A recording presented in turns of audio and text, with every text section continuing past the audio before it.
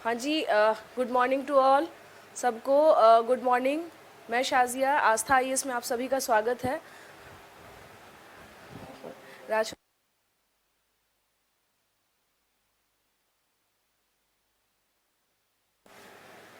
Good morning, good morning. ये बीच में आ रहा है, ये कमेंट के पास एक, इसको साइड कर दीजिए। गुड मॉर्निंग सभी को, good morning. Vishnu Shekhar, yes, good morning to all. सुप्रभात सभी को। हाँ जी, गुड मॉर्निंग। चलिए, कल वोट वगैरह दे दिया ना आप सबने? हाँ, कल बहुत सारे बच्चे कह रहे थे मैम आज हम लोग वोट देने जा रहे हैं। नहीं दिया वोट? गुड मॉर्निंग ज्योति। क्यों भाई, अपने वोट का इस्तेमाल क्यों नहीं किया आपने? करना चाहिए ना।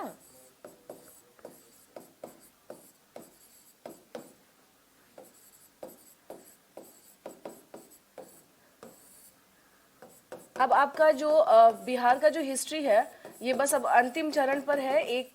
एक आध दिन में, आई थिंक आज और कल, बहुत से बहुत परसों तक खींचेगा। तो पटना में है ना मैम? अच्छा, 71 सीटों पे कल इलेक्शन था। हाँ, कल सारा का सारा गया, नवादा, जितने भी इम्पोर्टेंट साइड है, हाँ वहाँ पे लगभग लगभग इलेक्शन था। Good morning Amrita, good morning Deepshikha, सभी को गुड मॉर्निंग। हाँ, सबको सुप्रभात। आ जाएं सभी लोग, आ जाएं, पहले टाइम हो भी चुका है और मैं भी आ गई हूँ। आ जाएं आप सभी, ठीक है। हाँ जी, Soni, good morning, good morning. Yes. तो मैं ये कह रही थी आप लोगों से, ध्यान से सुन लीजिएगा कि जो बिहार हिस्ट्री है, सॉरी हिस्ट्री, ये कहाँ गया, वही गायब हो गया। हाँ जी, हिस्ट्री ऑफ बिहार की बात कर रहे हैं। गुड मॉर्निंग, गुड मॉर्निंग, कैसे हैं? ठीक है। अच्छा, कल मुझसे कोई क्वेश्चन पूछ रहे थे ना, उनका नाम था विनीत या विपिन, कि नहीं, कोई कल क्वेश्चन पूछ रहे थे मुझसे जूम पर लास्ट में। हाँ हाँ, वो पूछ रहे थे ना कि मैम मैं टेक्निकल का स्टूडेंट हूँ, कैसे करूँ तैयारी। आज नहीं है क्या? विपिन नहीं है क्या? अच्छा है, हाँ। हाँ जी, आपके सवाल के जवाब कल अधूरे रह गए थे। आप कह रहे थे ना कि मैम टेक्निकल के हैं, और आप फर्स्ट टाइम बीपीएससी में अपियर हो रहे हैं क्या विपिन? क्या? हेलो? हाँ जी। आवाज इतनी गूंजती है। चलिए कोई नहीं, विपिन ध्यान से सुन लीजिएगा। अगर फर्स्ट टाइम अपियर हो भी रहे हैं तो भी कोई समस्या की बात नहीं है। टेक्निकल और नॉन टेक्निकल, एक चीज ध्यान रखिएगा, बीपीएससी का प्रीलिम्स सबके लिए एक जैसा ही है। जीएस का सेक्शन होता है, इसलिए हमेशा देखिएगा कि जीएस के लिए बोला जाता है कि वहां पे क्या हो जाता है, एक कॉमन फाइट हो जाता है सबके लिए। हिस्ट्री, ज्योग्राफी, पॉलिटी सबको पढ़नी, इकोनॉमिक्स सबको पढ़नी है, और आपको करंट अफेयर सबको पढ़ना है। तो इसमें कुछ ऐसा नहीं है जो अलग है, ठीक है। और रही बात तैयारी की कि कैसे तैयारी करें मैम, तो आराम से कर लीजिएगा जैसे आप पढ़ते चल रहे हैं। और यहाँ पे बाकी चीज़ें तो आपको क्लासेस में होंगी ही। यहाँ पे आस्था आईएएस में साइंस की क्लास हो चुकी है, आप साइंस वहाँ से देख लीजिए, है ना। तो ऑलरेडी यहाँ पर क्लासेस जो मिल रही है वो देखते रहिए। कुछ किताबें हैं, मैं बार बार कह रही हूँ कि बहुत डेप्थ में मत जाइएगा, क्योंकि ये बीपीएससी का प्रीलिम्स है, इस बात को ध्यान रखिएगा। मेंस लेवल पे जा करके तैयारी मत करने लगेगा, नहीं तो गड़बड़ हो जाएगा। विपिन, मैं आपसे कह रही हूँ, कोशिश करिए कि प्राथमिकता ये रखिए कि अभी पीटी का, यानी फोकस क्या है आपका, पीटी है। ये नहीं कि गए हम और हमने सारी चीज़ें पढ़नी शुरू कर दी और इतना डेप्थ नॉलेज ले लिया कि एग्जामिनेशन में सब भूल गए। तो ऐसा नहीं करना है ना। सेलेक्टिव अभी करिए काम, जितने लोग भी हैं मैं आप सबसे यही बात कहूँगी कि सेलेक्टिव हो जाइए। और कहते हैं ना कि छांटना, ये आपको तरीका आना चाहिए कि क्या पढ़ना है क्या नहीं पढ़ना है, ठीक है। ये छांटने की जो प्रवृत्ति है ना, वो आपको समझ में आ जाना चाहिए कि कौन इंपॉर्टेंट है कौन नहीं इंपॉर्टेंट है। अगर आप किताब पढ़ें तो लगता है सब के सब इंपॉर्टेंट है, तो वैसी कंडीशन नहीं करनी है ना। ये पीटी है, और पीटी में हम आपसे क्या कहते हैं, कल ही हम आपसे बता रहे थे 150 क्वेश्चन में 150 पे थोड़ी ना कट ऑफ जाता है, बहुत जाएगा, 100 तक जाएगा। टारगेट आपका क्या है, ये है, ठीक है। तो आपको तो यहाँ तक तैयारी करनी है ना। इस पे जो ट्रेडिशनल पोर्शन है, जैसे फिक्स है कि भाई 30 या 35, कभी कभी 35 भी हो सकता है क्वेश्चन हिस्ट्री के हो गए, आपके साइंस के 20 या 10 कभी कभी हो सकता है, करंट के आपके इतने हो गए। तो तो ये आपको एक आपके रीजनिंग के जो है मैथ्स और रीजनिंग मेरा मिला के इतने हो गए। तो ये कुछ चीज़ें जो क्या है ज्योग्राफी के मान लीजिए कभी 10 प्लस हो जाते हैं, कभी डिपेंड करता है, डिपेंड। तो आपका टारगेट ये रखना है कि हमको इसको करना है क्या किसी भी तरीके से। और विपिन इसमें कोई समस्या नहीं आएगी, बहुत अच्छे से कर सकते हैं अगर आप पैटर्न समझ गए हैं तो। पैटर्न नहीं समझे हैं तब तो दिक्कत होगी ही होगी, लेकिन अगर आपने पैटर्न समझ लिया है कि भाई ये फिक्स है। सबसे पहली बात तो ये कि बीपीएससी का जो पीटी है, यहाँ पर एक चीज़ ध्यान रखिएगा, यहाँ सभी चीज़ें क्या है फिक्स है, यानी सिलेबस के अकॉर्डिंग आएगा। यहाँ पे ये यूपीएससी नहीं है कि आपको सिलेबस में सब कुछ दे रखा है और कहाँ से आ रहा है यही नहीं पता चल रहा है। जैसे इस बार की यूपीएससी की पीटी में एग्रीकल्चर से खूब क्वेश्चन पूछ दिए, तो आप पढ़ कुछ और रहे हैं आ कुछ और जाता है। तो यूपीएससी में क्या है, एक बिल्कुल अनएक्सपेक्टेड चीज़ों के लिए कहा जाता है तैयार रहिए। बट इन बीपीएससी आपको तैयार रहना है कि जो चीज़ें आती हैं आप उसके पर्पस से तैयार रखिए, ठीक है। जो भी क्वेश्चंस पूछे जाते हैं जिस क्षेत्र से, एटलीस्ट वो सेक्शन एरिया अपना आप क्या कर लीजिए, तैयार कर लीजिए। अब जैसे बिहार की हिस्ट्री में मॉडर्न की बात करें तो मॉडर्न में आपको पता है कि जो मैं करवा रही हूँ और बाकी कुछ चीज़ें जो है वो देख लीजिएगा, तो उससे आपको फिर इतर क्वेश्चन नहीं जाना है, इससे ज़्यादा क्वेश्चन नहीं जाना है। नॉर्मल हिस्ट्री और बिहार का हिस्ट्री, और वैसे तो मैं खुद ही आपको अपने जानते भर में जितना डेप्थ में हो सकता है मैं खुद ही पढ़ा रही हूँ, ताकि ये ना लगे आपको कि मैम हम बहुत क्या कहते हैं तेज़ी में निकल गई आप। मैं खुद ही पूरा समय दे रही हूँ आपको कि ताकि यहाँ पे ताकि एग्जाम में अगर कहीं से भी इधर उधर क्वेश्चन आता है तो you have to ready for that, उसमें कहीं कोई इशू नहीं आना चाहिए। हाँ जी, सबको गुड मॉर्निंग। क्लियर है विपिन आपको? So don't worry about that ma'am I am technical or non-technical, doesn't matter, because GS is same for everyone, सबके लिए GS एक ही जैसा होता है, ठीक है। हाँ, तो GS सबके लिए एक ही जैसा रहता है। तो आपका लक्ष्य क्या है? लक्ष्य अभी फिलहाल ये रखिए, इसे निकालना है। जो लोग अच्छा वेलकम तो इसलिए मैं कह रही हूँ कि बस अपने आप को क्या करिए, डेली उठिए, मोटिवेट करिए कि देखो इस बार हमको जो है एक सीट ले लेना है एनी हाउ। बीपीएससी 66वीं बीपीएससी में चूकना नहीं है कहीं से भी, ये रखना है। हाँ जी, सबको गुड मॉर्निंग, सबको गुड मॉर्निंग, ठीक है। तो आज में देखिए आप लोग सुन लीजिएगा ध्यान से कि मुझे लगता है बहुत से बहुत आज कल यानी हार्डली 1 से 2 क्लासेस और चलेंगी आपकी, तो मॉडर्न हिस्ट्री बिहार का जो है वो समाप्त हो जाएगा। इससे ज़्यादा अब कुछ नहीं है इसमें, ठीक है, इससे ज़्यादा कुछ नहीं है। जैसा कि आप लोगों ने एंशियंट पढ़ा, मेडिवल पढ़ा और आपको मैंने ये सारी चीज़ें पढ़ाई, तो आपको खुद ही लग रहा होगा कि ऐसा नहीं है। ऑलरेडी क्या है, चीज़ें बहुत डेप्थ में है। आप 4 किताबें उठाइए और आपको एक क्लास से ही सारी चीज़ें मिल जा रही हैं, तो बेनिफिट इसमें किसका है? आपका ही है ना, है या नहीं है? हाँ जी, है या नहीं है, पहले ये बताइए।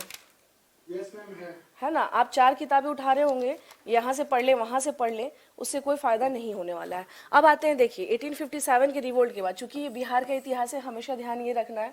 मैंने बताया था आपको कि 1858 में एक एक्ट आ गया था, और उस एक्ट से हुआ क्या था कि जो भारत का शासन है, यानी कि अब भारत का जो शासन है ये किसके अंडर में चला गया था? ये चला गया था ब्रिटिश क्राउन के अंतर्गत में, यानी उसके अंडर में ब्रिटिश क्राउन, यानी भारत का शासन अब महारानी के अधीन आ चुका था। अब महारानी के अधीन आ चुका था। एक नॉर्मल सा आप लोगों से क्वेश्चन पूछूं मैं, मुझे ये बताइए, अगर ऐसा था, यानी इसके बाद से ईस्ट इंडिया कंपनी का मामला समाप्त हो जाता है, ईस्ट इंडिया कंपनी का मामला समाप्त हो जाता है। एक नॉर्मल सा मैं क्वेश्चन आप लोगों से पूछ रही हूँ, तो इसका मतलब ये है कि 1858 से पहले, यानी कि उस टाइम पर क्या हुआ करते थे, भारत के गवर्नर जनरल, उस टाइम पे बंगाल के नहीं, भारत का गवर्नर जनरल हुआ करता था उस टाइम पर, ठीक है। भारत का गवर्नर जनरल, ओके, उस टाइम तक।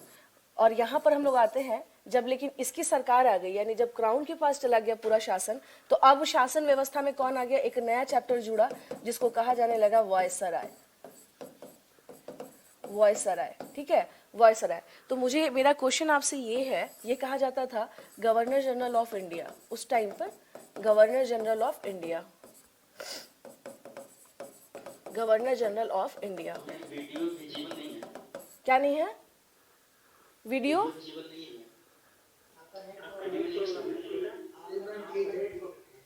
अच्छा, ओके, ठीक है। तो देखिए मेरा क्वेश्चन आप लोगों से ये है, क्या कह रहे हैं, बाकी लोग को विजिबल है? यस मैम, सब परफेक्ट। ओके, अच्छा अच्छा अच्छा, ठीक है। तो यहाँ देखिए, यहाँ जो चीजें मैं आपसे कह रही थी कि इसके पहले क्या हुआ करता था, भारत का गवर्नर जनरल, लेकिन जब ये एक्ट आया तो वॉयसराय, वॉयसराय का मतलब ही हो जाता है कि the one who is representative of crown, यानी कि आप कह सकते हैं महारानी का प्रतिनिधि या क्राउन का, अच्छा उधर नहीं दिख रहा है, ओके, इसका मतलब ये हुआ महारानी का प्रतिनिधि, महारानी का प्रतिनिधि।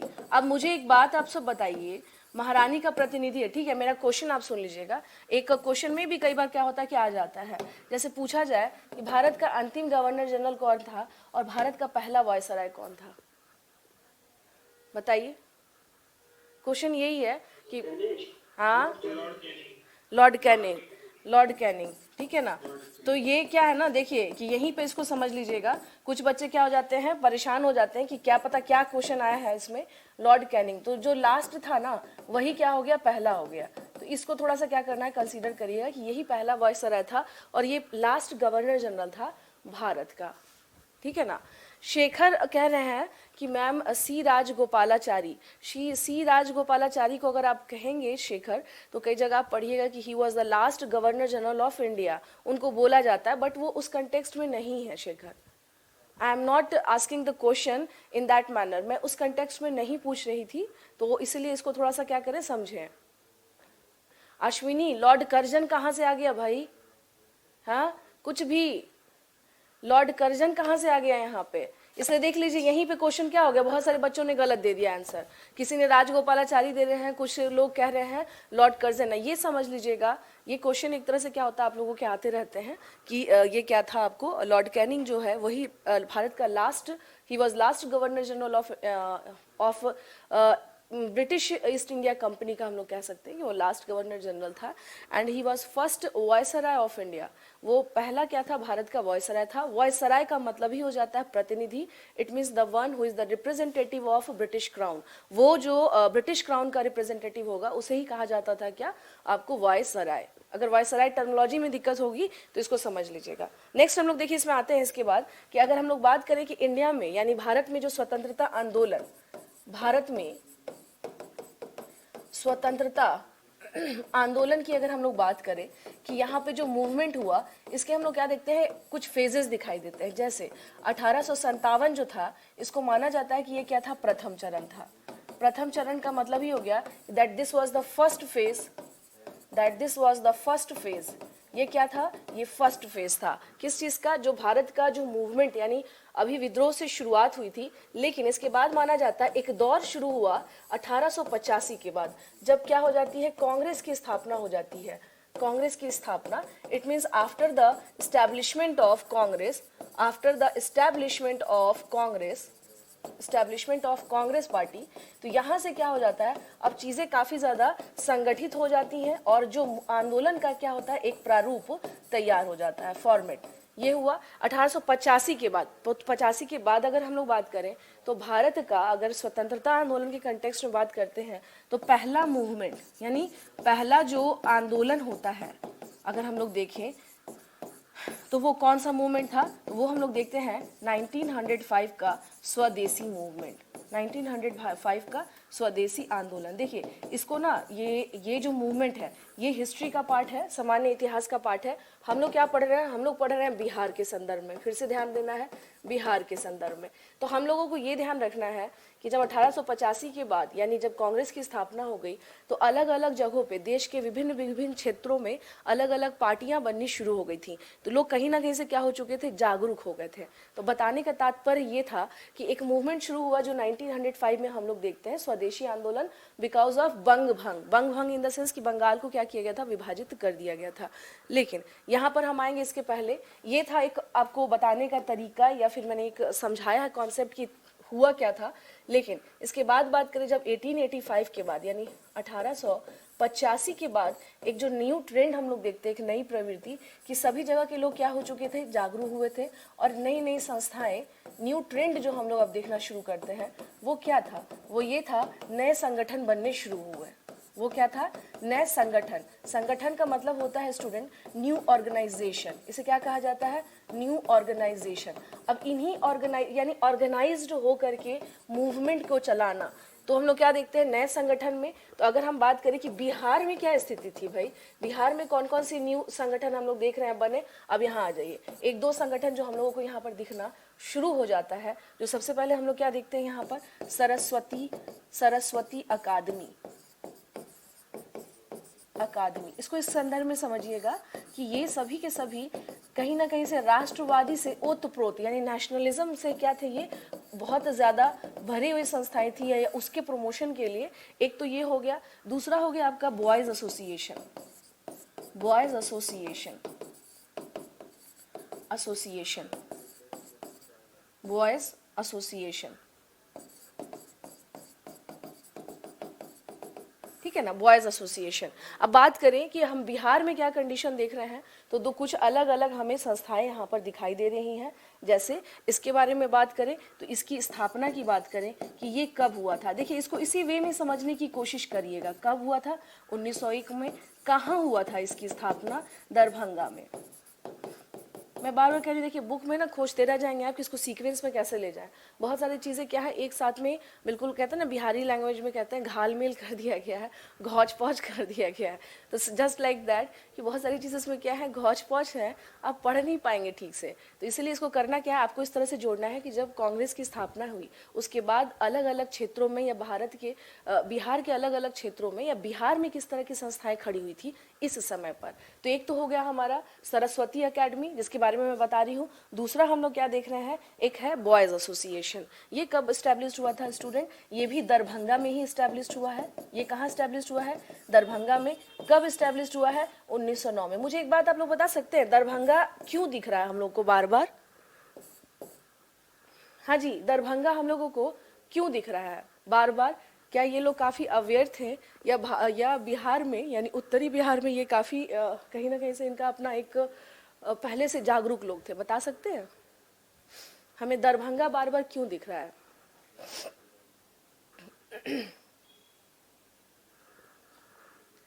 क्या हो गया जी, सभी लोग शांत क्यों पड़ गए? इससे रिलेटेड कुछ अन्य तथ्य जो है वो भी लिख लीजिएगा। अन्य तथ्य यानी जो अदर फैक्ट्स हैं इसमें।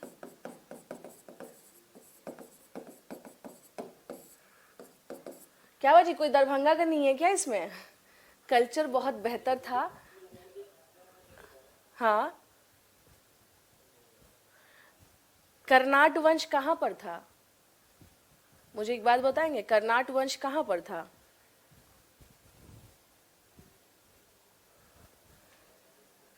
क्या कर रहे हैं आप लोग बताइए? इस तरह से अगर भूलेंगे तो कैसे काम चलेगा? कर्नाट, आप लोग को याद होगा अगर जब मैं पढ़ा रही थी तो उसमें था ना कि सबसे पहले हम लोग देखते उत्तर बिहार में कर्नाट वंश, बाद में फिर वहीं पर वैनवार डायनेस्टी आ जाती है तिरहुत के क्षेत्र में। तो कहीं ना कहीं से ये लोग क्या थे ऑलरेडी। हाँ, फिर महेश ठाकुर जब आते हैं तो अकबर के टाइम पर हम लोग देखते हैं। तो कहीं ना कहीं से हम लोग क्या देखते हैं, वो ऑलरेडी क्या है अवेयर हैं और वो बार बार दिख रहे हैं हम लोगों को। अगर बात करें बिहार के इतिहास के संदर्भ में तो कोई ऐसा रजवाड़ा या ऐसा राज क्षेत्र जिसको कहा जाए तो वो हमें बार बार दिख रहा है। तो इट मीन्स कि वो लोग एक्टिव हैं, वो कहीं ना कहीं से एक्टिव है, वहां पर रेगुलर कुछ ना कुछ कार्य हो रहा है। ठीक है, तो इसका एक फर्क जो है ये हम लोगों को बार बार दिखाई देता है। हाँ, इसका फर्क हम लोगों को क्या है बार बार दिखाई देता है, सिर्फ महेश ठाकुर के कारण नहीं। यहाँ पर हम लोग क्या देखते हैं कि कुछ तो कंडीशन ऐसा भी दिखाई देता है हम लोगों के यहाँ पे कि स्पेशली वहां पर क्या था ऑलरेडी जो राजे रजवाड़े, यानी आप जब एंशियंट पढ़ रहे हैं, आपने मेडिवल पढ़ा तो आपने दक्षिण भारत यानी जो दक्षिण बिहार है वहां पर आपको ऐसा कोई किंगडम नहीं दिखाई देगा। ठीक है, तो ऑलरेडी हम लोग क्या देखते हैं कि वहाँ पे मिथिलांचल में बहुत सारी चीज़ें ऑलरेडी चल रही थी कल्चर के पर्सपेक्टिव में, ये सारी चीज़ों में। तो दरभंगा में लोग कहीं ना कहीं से क्या है अवेयर हम लोगों को दिखाई दे रहे हैं, तभी तो हम लोग को दिख रहा है कि यहाँ पर क्या किया इन लोगों ने। और एक चीज़ और है, हमेशा ध्यान रखिएगा, बंगाल के जो नियर अबाउट होगा तो उसको उसके यहाँ इन्फ्लुएंस होगा ही होगा। तो दरभंगा से बंगाल नज़दीक है या दूर है?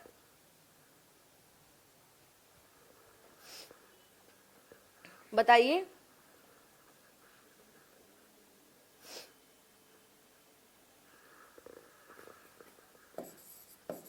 क्या सोचने लग गए भाई?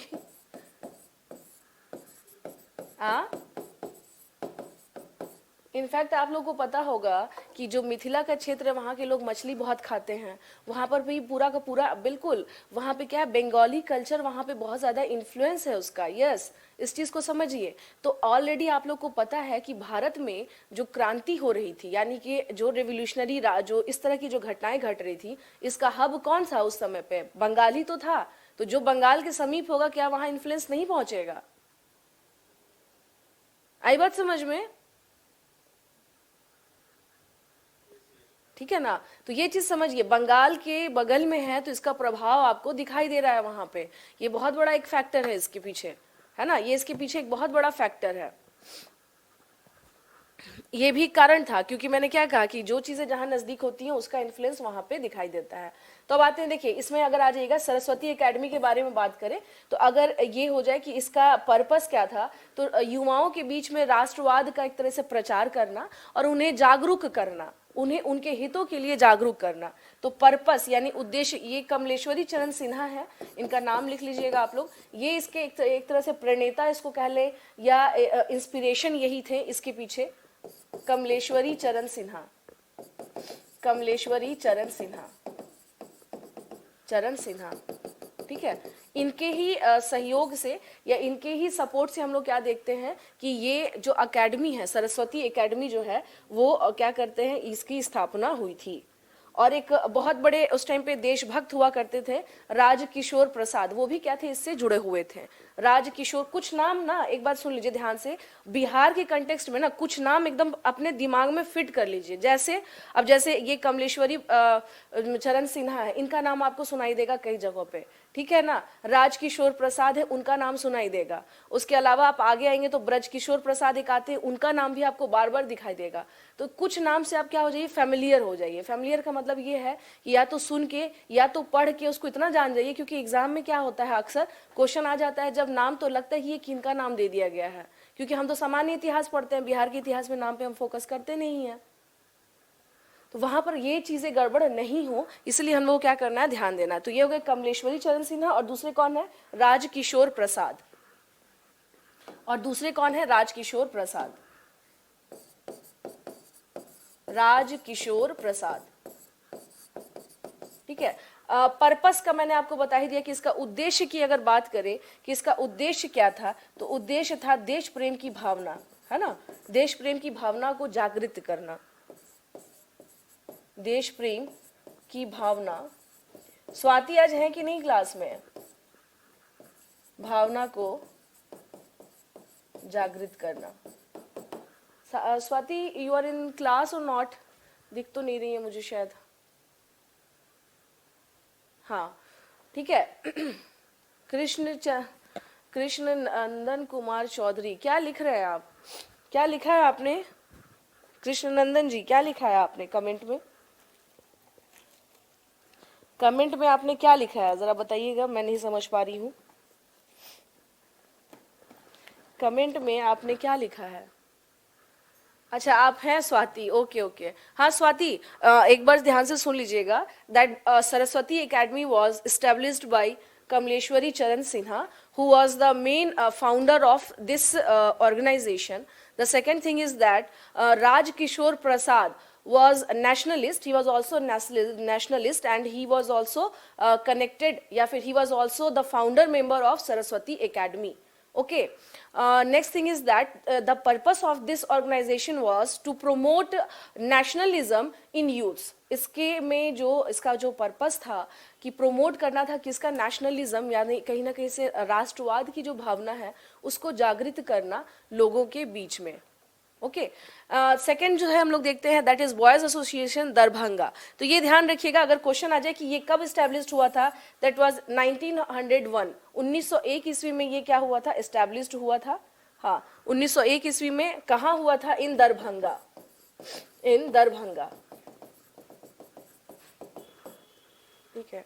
कहाँ पर स्टैब्लिश्ड हुआ था, दरभंगा में। तो अगर आपका क्वेश्चन आ जाए यहाँ पर कि अगर सरस्वती एकेडमी जो है इसका उद्देश्य क्या था, क्या पर्पस था जिसकी वजह से इस्टेब्लिश हुआ था? तो उस समय के युवाओं के बीच में राष्ट्र प्रेम की भावना को जागृत करना। इट मीन्स उन्हें कहीं ना कहीं से क्या करना, प्रेरित करना कि आप क्या करिए, अपने जो राष्ट्र को लेकर के जो आपके जो चीजें हैं या जो बातें हैं उसके लिए आप क्या रहें, अवेयर रहें। तो दो नाम मैंने आपको पहले ही बताया। The first name is Kamleshwari चरण Sinha, who was the main inspiration behind this organization। प्रेरणा का मतलब होता है कि इनसे ही प्रेरणा मिली या इनसे ही ये क्या हुआ, एस्टेब्लिश्ड हुआ। तो दो नाम देखिए, मैं जानबूझ के ना 2-3 बार रिपीट कर रही हूँ ताकि आपके ना दिमाग में फिट हो जाए। कमलेश्वरी चरण सिन्हा, राजकिशोर प्रसाद, ठीक है। नेक्स्ट आते हैं हम लोग बॉयज एसोसिएशन। बॉयज एसोसिएशन, इसके नाम से क्या लग रहा है कि बॉयज एसोसिएशन में फीमेल्स होंगी या नहीं होंगी? क्यों नहीं रखूंगी? आप सब मेरे स्टूडेंट हैं, और कोई भी स्टूडेंट जिनको दिक्कत हो रही है तो उनके प्रॉब्लम का सॉर्ट आउट करना तो हमारा काम है ना। तब अगर आप मेरी 2 घंटे की क्लास कर रही हैं और आपको यहाँ पर किसी भी प्रकार का बेनिफिट नहीं हो रहा है तो ये मेरे लिए ठीक नहीं है ना। तो फिर ये तो मेरे लिए, आप मान लीजिए उत्साह के साथ मेरी क्लास में जुड़ रही हैं और फिर आपको लगे कि नहीं मैम जो है सिर्फ हिंदी में बता रही हैं, इंग्लिश मीडियम वालों का कोई ख्याल नहीं रखा जा रहा है, तो that's not good for me. Association, ये भाई लिखने में ना कुछ वर्ड मेरे शायद या तो मैं बोलती रहती हूँ तो कुछ और कई बार समथिंग हो जाता है, एसोसिएशन, तो थोड़ा सा ना समझ लिया कीजिएगा, बॉयज एसोसिएशन, ठीक है। तो यहाँ पर आ जाइए, इसका मतलब स्थापना की बात करें कि इसकी स्थापना कब हुई थी। when it was established, ये कब established हुआ था? तो मैंने क्या बताया इसे, 3 मार्च 1909 को, 3 मार्च 1909 को, है ना। 3 मार्च 1909, कहाँ पर?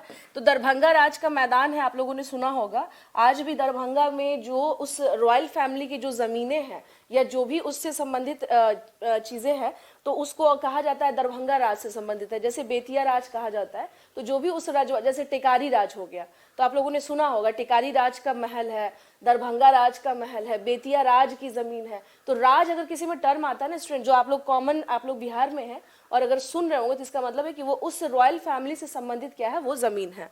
आ जाइए इसके बारे में बात करें। स्थापना कहाँ पर हुई है? दरभंगा। अब इसमें इतना मुझे बताने की जरूरत नहीं है कि दरभंगा राज के मैदान में स्थापना हुई थी, बस समझ लीजिएगा, या फिर लिखना चाहे तो लिख लीजिए, दरभंगा राज के मैदान में इसकी स्थापना हुई थी। दरभंगा राज के मैदान में इसकी स्थापना हुई थी, इसकी स्थापना हुई थी, स्थापना हुई थी। ओके, यहाँ आ जाइए। दरभंगा राज के मैदान में हम लोग क्या देखते हैं? इट मीन्स जो ग्राउंड है दरभंगा राज का, it was established in the ground of Darbhanga Raj. Darbhanga Raj के इसमें इसकी क्या हुई थी? स्थापना हुई थी। अब बात किया जाए कि जैसा कि नाम से आप सुन रहे हैं क्या, बॉयज एसोसिएशन, नाम से ही जैसा आपको सुनने में आ रहा है कि ये क्या है, ये लड़कों से, मतलब नाम ऐसा लग रहा है कि भाई इसमें क्या है, लड़के ही लड़के होंगे, बट थोड़ा सा क्या करना है, इसको समझना है, ठीक है। इसके जो संस्थापक की बात करें, इसके संस्थापक की बात करें, फाउंडर जो है वो कौन है? फाउंडर की बात करें, जो इसके संस्थापक कौन है बॉयज एसोसिएशन के, कुछ क्वेश्चंस क्या हो जाते हैं इसके रिगार्डिंग, कई बार आ जाते हैं। तो इसके जो संस्थापक हैं वो कौन है? सूर्यदेव नारायण वर्मा, सूर्यदेव नारायण वर्मा, नारायण वर्मा। इट मीन्स सूर्यदेव नारायण, ठीक है ना, वर्मा। इनके द्वारा क्या किया गया था? इसकी स्थापना हो गई थी। फिर एक चीज ध्यान रखिएगा, जो सरस्वती एकेडमी जो आपने नाम देखा है, तो उसके कमलेश्वरी चरण सिन्हा वो भी क्या है, इससे जुड़े हुए इसके सदस्यों में से एक है, ठीक है ना। कमलेश्वरी चरण सिन्हा जो है वो संस्थापक सचिव, संस्थापक सचिव, ओके। तो संस्थापक सचिव की अगर बात करें तो इसमें कौन है? कमलेश्वरी चरण सिन्हा। ये इस नाम को ना भूलिएगा मत, 1-2 नाम तो एकदम अपने दिमाग में क्या कर लीजिए, फिट कर लीजिए आप लोग, कमलेश्वरी चरण सिन्हा। अब चूंकि नाम से जैसा आपको लग रहा है, तो अब बात करें उद्देश्य क्या था इसका, यानी what was the purpose of this organisation, purpose क्या रहा था, ठीक है। पानी मिले, हाँ ठीक है, पर्पस क्या था ये देख लेना है हम लोगों को। तो इसमें हम लोग क्या देखते हैं कि इसकी जो हाँ, इसकी अगर बात करें हम लोग कि इसका जो उद्देश्य था फिर से वही है कि युवाओं को क्या करना था, युवाओं को जागृत करना था, राष्ट्र प्रेम से संबंधित जागृत करना। जागृत करना इन द सेंस क्या है, वो सो रहे हैं उनको जाके उठाना है। दो तरह का सोना होता है, एक सोना होता है कि आपकी चेतना सो गई है तो आप उसे क्या करें, जागृत करें। यहाँ पर वो चेतना वाली जो होता है, यानी कि जो आपका जो कहते हैं ना कि इनर जो हमारा एक रिस्पॉन्सिबिलिटी होती है, हमें कहीं ना कहीं समझना चाहिए। उस टाइम के कंटेक्स्ट में समझिए कि युवाओं को एक तरह से क्या करना था, जागृत करना था कि आप जो है आज़ादी की कीमत को समझिए, और अगर हम आज़ाद होंगे तो कहीं ना कहीं से क्या होगा, ये हम सभी के लिए और आने वाली पीढ़ियों के लिए ये सबसे बेहतर रहेगा। तो युवाओं को जागृत करना, या फिर कह सकते हैं कि अवेकिंग हम कह सकते हैं, टू अवेकिंग यूथ्स, और उनके अंदर क्या करना था, प्रोमोट नेशनलिज्म ऑल्सो। नेशनलिज्म यानी ये सारी चीज़ें किससे जुड़ी होंगी, नेशनलिज्म से, नेशनलिज्म से। तो ये चीज एक चीज समझिएगा। यहाँ एक बात आप लोगों को बता देती हूँ, देखिए राष्ट्रवाद ना दो तरीके का होता है। एक जो वो हम लोग देखते हैं स्वतंत्रता से पहले जो राष्ट्रवाद दिखाई दे रहा था, आजकल जो एक राष्ट्रवाद दिख रहा है, उस आजकल वाले राष्ट्रवाद पे ज्यादा फोकस नहीं करना है, क्योंकि यहाँ पे क्या है, यहाँ उन्माद बहुत ज्यादा है। पहले वाला जो नेशनलिज्म था वहाँ क्या था, लोग एकजुट होकर के राष्ट्र के निर्माण में क्या कर रहे थे, कोशिश कर रहे थे। ये जो सबसे अच्छी बात थी भारत के स्वतंत्रता संग्राम की, कि सभी लोग मिलकर के लड़ रहे थे और सभी लोग आपस में बिना भेदभाव किए। इनफैक्ट जो 1857 का रिवोल्ट होता है, उस रिवोल्ट में भी बोला गया था, अगर आपको याद होगा या पता नहीं आप लोगों को नहीं याद होगा मे बी, जब पिछले बार ये गवर्नमेंट यानी जो ये गवर्नमेंट केंद्र सरकार की गवर्नमेंट जब स्थापित हुई थी, तो जो पहली बार संसदीय भाषण होता है जो हमारे ऑनरेबल प्राइम मिनिस्टर साहब ने दिया था, तो उसमें कहा था कि हम लोगों को एक मिसाल बननी होगी, 1857 की तरह ही हमें क्या करना होगा, काम करना होगा। तो एक मिसाल माना जाता है 1857 का रिवोल्ट, क्योंकि उस टाइम पे सभी लोग मिलकर के क्या किए थे, काम किए थे। तो एक राष्ट्रवाद या एक जो भावना होती है ना, यूनिटी कहा जाता है ना, यूनिटी स्ट्रेंथ होता है। तो वो जो स्ट्रेंथ है ना, वो कहीं ना कहीं से क्या होती है, हमेशा बेहतर होती है। तो ये जो नेशनलिज्म था ना, जो लोग सब लोग कोशिश कर रहे थे कि सभी लोगों के अंदर ये नेशनलिज्म आ जाए, तो ये कैसा नेशनलिज्म था, जोड़ते हुए राष्ट्रवाद की भावना। ये ध्यान रखिएगा। हो सकता है आप लोगों में से कुछ लोग हिस्ट्री ऑप्शनल वगैरह आप लोग का हो, किसी किसी का, तो आप लोग जब अगर हिस्ट्री ऑप्शनल पढ़ेंगे तो इसका बहुत ब्रॉड पर्सपेक्टिव है। बस मैंने थोड़ा सा समझा दिया आपको कि उस टाइम के राष्ट्रवाद की एक अलग ही क्या थी, उसका एक चार्म ही अलग था, एक अलग सुंदरता थी। ठीक है, तो यहाँ पर फिर से सुन लीजिएगा, बता देती हूँ। 3 मार्च 1909 को इसकी क्या हुई थी, स्थापना हुई थी। अगर कभी हिस्ट्री ऑप्शनल आपको पढ़ाऊँ तो मैं आपको, आप देखेंगे कि इतिहास में क्या है, बहुत सारी चीज़ें हैं। थोड़ा बोल लीजिएगा, ज़्यादा नहीं, ठीक है। हाँ, इतिहास में क्या है, बहुत सारी चीज़ें हैं। आइए यहाँ पर देखते हैं हम लोग क्या कि बॉयज़ एसोसिएशन, जिसको कहते हैं, स्थापना 3 मार्च 1909 को हुई थी।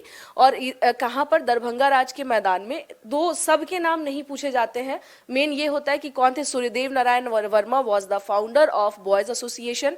एंड सचिव की अगर बात करें ना स्वाति, तो इसको कहा जाएगा फाउंडर सेक्रेटरी, इसको कहा जाएगा इंग्लिश में। The terminology is used for founder secretary. सचिव को कहते हैं क्या, जो इसका फाउंडर सेक्रेटरी, ठीक है, फाउंडर सेक्रेटरी। इट मीन्स कि ये कौन थे, that was Kamleshwari, again Kamleshwari चरण सिन्हा, और भी इसमें जो लोग थे वो जुड़े हुए थे। नेक्स्ट हम लोग आते हैं, ये था बॉयज एसोसिएशन। देखिए सरस्वती एकेडमी पढ़ा आपने, बॉयज एसोसिएशन आपने पढ़ा। अब इसके बाद आएंगे कि हम लोग देखते हैं जो 1905 में 1905 का जो बंग भंग हुआ था। अब सीक्वेंस में चल रहे हैं हम लोग, यानी इधर उधर अभी खोना नहीं, अभी करना क्या है। अब जैसे 1905 का, जैसा कि आपको पता है, इस समय पे क्या हुआ था, बंग भंग की घोषणा हुई थी, बंग भंग की घोषणा हुई थी, बंग भंग। अब बंग भंग की बात करें, बंग भंग की अगर बात करें तो बंग भंग का मतलब होता है, हाँ, बंग भंग का मतलब होता है, जैसे एक चीज और मैं आप लोगों को बता दूं, जितने स्टूडेंट है ना ध्यान से सुन लीजिएगा। एक चीज और, सब लोग वहीं पर हैं तो वहीं के होंगे ना, दरभंगा में जब ये लोग वहीं पर स्टैब्लिश कर रहे हैं, ठीक है। तो थोड़ा सा सुन लीजिएगा आप लोग, कुछ चीज़ें मैं बताती हूँ। जैसे एक टर्मिनोलॉजी आता है, कल को हो सकता है कहीं आप लोग मेंस लिखे ना, जिनका भी हो सकता है कहीं अगर हो, तो एक टर्म आता है नियो नेशनलिज्म, नियो नेशनलिज्म, ठीक है ना। इसको कहा जाता है नव राष्ट्रवाद, नव राष्ट्र, जो आजकल चल रहा है ट्रेंड में। एज अ हिस्ट्री के टीचर मैं आप लोगों को बता देती हूँ जो आजकल चल रहा है, ठीक है ना, ये चल रहा है आजकल, नियो नेशनलिज्म इसको कहा जाता है। आजकल क्या चल रहा है, आजकल यही चल रहा है।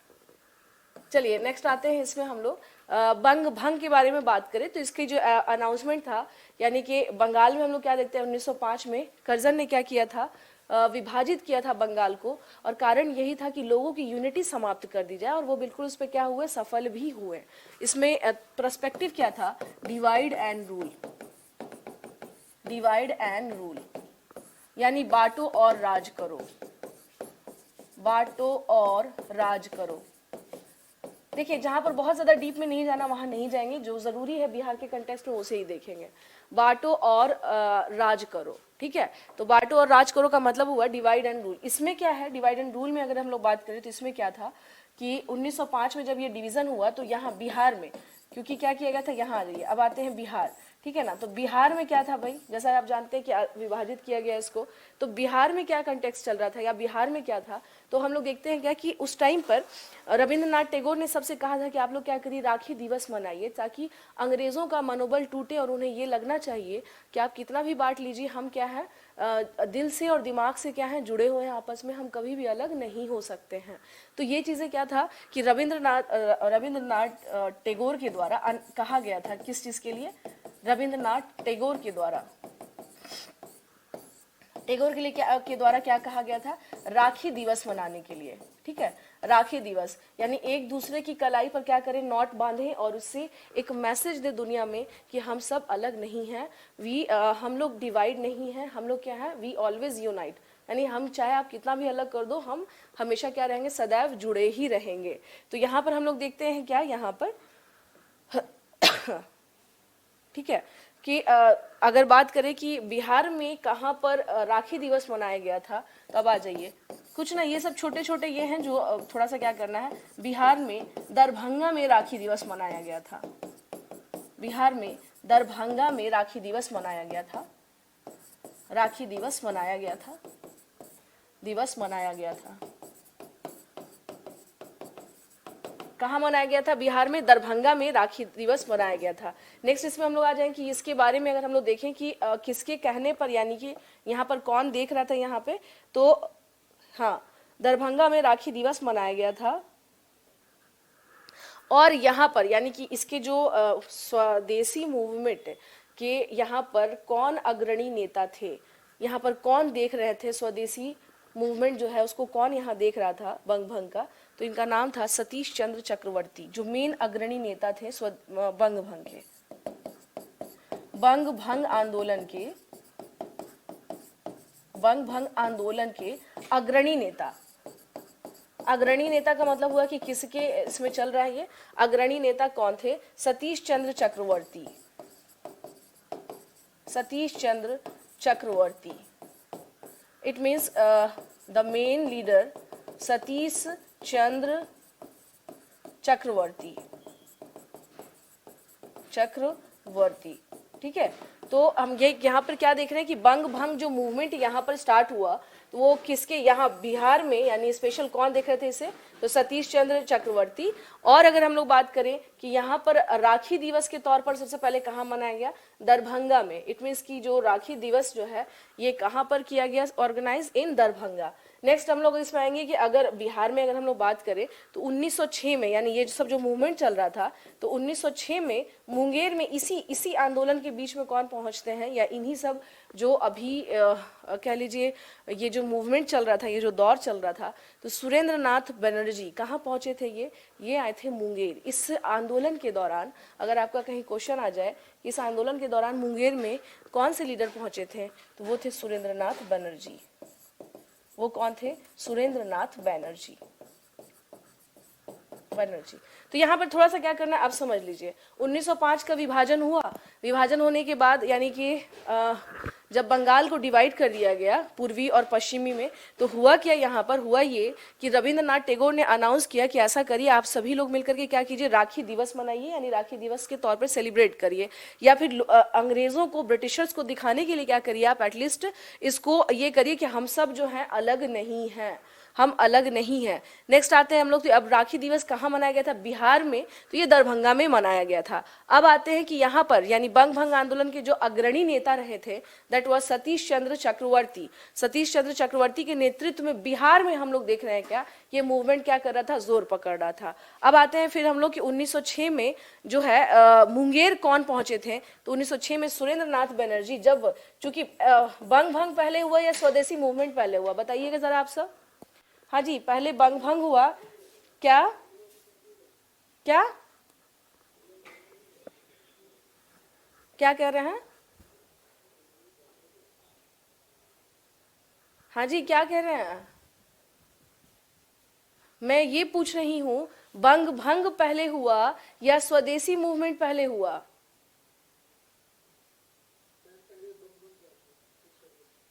पहले बंग भंग हुआ था। जो भी लोग कह रहे हैं कि मैम बोथ आर सेम, नहीं, जब ये मूवमेंट तब आएगा ना कि जब बंगाल को अलग किया तो हुआ क्या कि अगर अगर ब्रिटिशर्स को बताना है तो बेहतर होगा कि इनके इकोनॉमी पे चोट किया जाए, और इकोनॉमी पे चोट करने का कारण यही होगा कि इनके जो भी प्रोडक्ट्स हैं उसको बायकाट किया जाए। एंड बायकाट जो मूवमेंट था वही था बेसिकली क्या, स्वदेशी मूवमेंट। हाँ, तो ये चीज ध्यान रखिएगा कि बंग भंग जब हुआ, यानी हम लोग बात किसके बारे में कर रहे हैं, हम लोग बात कर रहे हैं यानी जब बंग भंग के बाद जो स्वदेशी मूवमेंट उठ खड़ा हुआ, वो मूवमेंट हम लोग क्या देखते हैं, उस दौरान यहाँ कौन पहुंचते हैं, सुरेंद्र नाथ बनर्जी पहुंचते हैं। बिहार के किस क्षेत्र में वो आए थे? मुंगेर में आए थे। ये था प्रारूप किसका, 1905 का। कुछ कह रहे हैं क्या? 1905 का ये क्या था, बंग भंग। बंग भंग इन द सेंस कि बंग भंग हुआ, और कहां पर हुआ ये भी मैंने बता दिया, दरभंगा में, देख लीजिएगा। Satish Chandra Chakraborty was the main leader of Bang Bhang movement in Bihar. The next one is that in 1906 Surendra Nath Banerjee came to Munger in Bihar, यानी इन बिहार ही केम टू मुंगेर इन 1906। उसी के सिलसिले में ये क्या होता है, यहाँ पर पहुंचते हैं।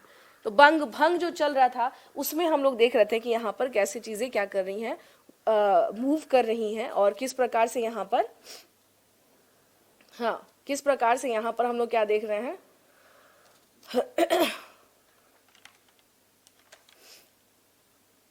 ठीक है, किस प्रकार से यहाँ पर हम लोग क्या देख रहे हैं कि अलग तरीके से चीजें यहाँ पर क्या हो रही थी, मूव कर रही थी, काम कर रही थी। हाँ, काम कर रही थी, किस प्रकार से यहाँ पर चीजें रन कर रही थी, रन इन द सेंस की, हाँ। तो बंग भंग को, इसको क्या करिएगा, थोड़ा सा अपने दिमाग में थोड़ा सा क्या करना है, फिक्स रखना है कि किस प्रकार से बंग भंग चला, और बंग भंग के बाद क्या आता है, बंग भंग के बाद आता है आपको स्वदेशी मूवमेंट। बंग भंग के बाद क्या आता है, स्वदेशी मूवमेंट। अब देखिए इसी बीच में एक कहानी और चलेगी। अब वो कहानी क्या चलेगी, वो कहानी ये चलेगी कि एक पृथक बिहार का डिमांड ऑलरेडी उठ रहा था, यानी कि बिहार को पृथक करने की, बिहार को अलग करने की मांग, को अलग करने की मांग, ठीक है ना, यानी कि demand to separate Bihar, Bihar को सेपरेट करना, इसके बारे में डिमांड हो रहा था। कुछ ये चीज़ें यहाँ पे देख लीजिएगा, जैसे कि आप समझ लीजिए, अगर हम लोग बात करें इसके बारे में, बिहार के बारे में बात करेंगे कि बिहार का सिनेरियो इसके पहले क्या था, बिहार के बारे में जो डिमांड होने लगा तो इसके पहले सिनेरियो क्या था। हाँ, इसके पहले अगर हम लोग देखें कि सिनेरियो क्या था, अब देखिए एंशियंट में तो आपको पता ही है कि पूरा का पूरा बिहार लगभग मगध वगध ये आप समझ ही चुके हैं। अब आइए यहाँ पर मुगल के टाइम पे, यानी कि मुगल में अगर हम लोग देखें तो in the time period of Mughals ये क्या था, बिहार क्या था, सूबा था। मैंने उस दिन भी बताया था कि 12 सूबा का मतलब ही हो जाता है प्रांत, यानी province. In the time period of किसके बारे में देख रहे हैं, सूबा, ये किसके, मुगलों के समय पे। तो ये 12 सूबे में से एक सूबा बिहार भी था, यानी बिहार उस टाइम पे क्या था, सूबा था। उसके बाद हम लोग देखते हैं जब पोस्ट मुगल पीरियड आता है, यानी उत्तरवर्ती काल में क्या हो जाता है कि ये बंगाल के नवाब के अधीन चला जाता है, बंगाल के नवाब के अधीन बिहार चला जाता है। यानी अब इसका जो सेपरेट, जो इसका जो अस्तित्व है वो नहीं रहा था, because it was under the nawab of Bengal, यानी it was under the nawab of Bengal. Nawab of Bengal, ये बंगाल के नवाब के अंडर में चला जाता है। उसके बाद फिर हम लोग आते हैं, जब इसका जो थर्ड फेज देख रहे हैं, तो उसके बाद ये क्या हो जाता है, ब्रिटिश शासन में आ जाता है ये। फिर ये अगेन इसमें क्या हो जाता है, ब्रिटिश शासन में, यानी अंडर द ब्रिटिशर्स, यानी Bihar was under the British rule, under the British rule, under the British rule. तो बिहार का जो हम लोग देख रहे हैं क्या, लेकिन था क्या कि इसके बारे में ये हो रहा था कि इसमें चूंकि बिहार में अगर आप देख रहे हैं क्या कि इससे था क्या कि इसको अलग करिए, यानी एक डिमांड उठ रहा था कि हमें क्या करो, आप सेपरेट करो, हमें किसी तरह से अलग करो। जैसे फॉर एग्जाम्पल मैं आप लोग को एक बात बता दूं, झारखंड ही जो अलग हुआ है, क्या वो एक दिन में अलग हो गया है? हाँ जी, मुझे एक बात बताएंगे आप लोग, क्या झारखंड का सेपरेट, झारखंड का जो डिमांड था वो आजादी के बाद स्टार्ट हुआ या आजादी के पहले से उठ रहा था मूवमेंट?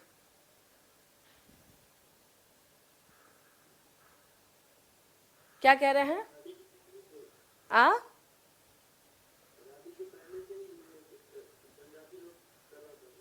हाँ, आज़ादी के पहले से ही क्या हो रहा था, उसका लगातार डिमांड उठ रहा था कि हमें क्या करो, आप सेपरेट एक स्टेट बना दो, सेपरेट एक राज्य बना दो, क्योंकि हमारे यहाँ क्या है, एक अलग कल्चर है, अलग हमारा सिनेरियो है। तो उसको शुरू से क्या किया जा रहा था, बात की जा रही थी कि हमें अलग करिए। आज़ादी के बाद विष्णु बड़े लेवल पर जो कहते हैं ना, संगठित तो हो करके फिर डिमांड करना एक अलग बात है, लेकिन डिमांड चलता चला रहा है, एक होता है ना, यानी बात उठ रही है, उठते उठते फिर वो क्या होती है, जोर पकड़ती है ना, बात उठ रही है, उठते उठते जोर पकड़ रही है। सेम वैसा ही कंडीशन हम लोग क्या देखते हैं बिहार के कंटेक्स्ट में। तो बिहार पहले मुगलों के अंडर में था, बाद में बंगाल के नवाब में के अंदर चला गया। आप लोगों ने पढ़ा भी है, मैंने पढ़ाया भी है आपको, और उसके बाद ये ब्रिटिश शासन में आ गया। लेकिन एक सेपरेट बिहार की डिमांड चल रही थी साथ के साथ कि किसी तरह से इसे क्या किया जाए, इसे अलग कर दिया जाए। एक होता है ना, हमारे यहाँ मगध साम्राज्य था, हमारा एक अपना अस्तित्व था, तो इस बात को भी लेकर के भी क्या रहा है कि हमें अलग किया जाए। ठीक है, इस बात को भी लेकर के क्या था, हमें अलग किया जाए, यानी हमें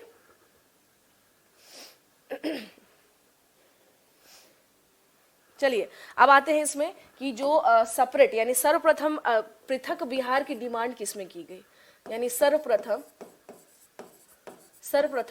पृथक बिहार की मांग।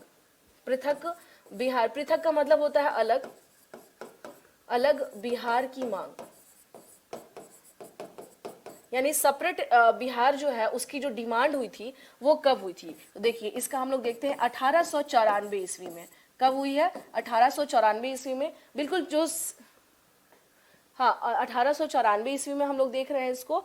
और सबसे पहली बार हम लोग क्या देखते हैं कि एक पत्रिका निकली थी जिसका नाम था बिहार टाइम्स, जिसका नाम था बिहार टाइम्स। पत्रिका क्या नाम था? बिहार टाइम्स। इसमें क्या किया गया था, पहली बार पृथक बिहार यानी जो है for the first time,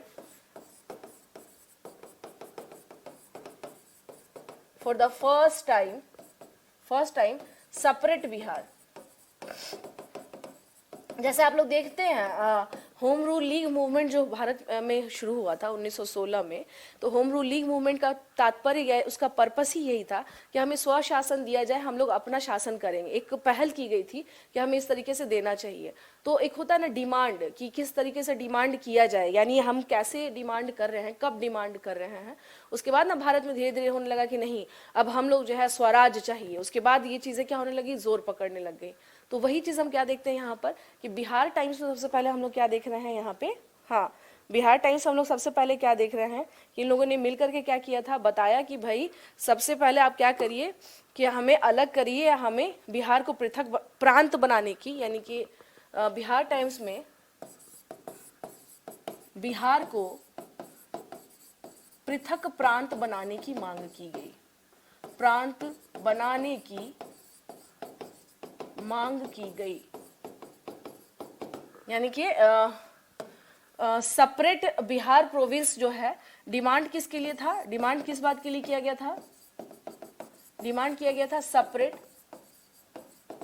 separate Bihar province, Bihar province. अब बात करें कि ये जो टाइम्स जो है, बिहार टाइम्स जो पत्रिका है, तो इसमें कौन कौन से लोग जुड़े हुए थे, या कौन कौन से लोग इससे क्या थे, संबंधित थे, या कौन कौन से लोग इससे अटैच थे, जिसकी वजह से ये निकला। तो आप लोगों ने नाम सुना होगा सच्चिदानंद सिन्हा।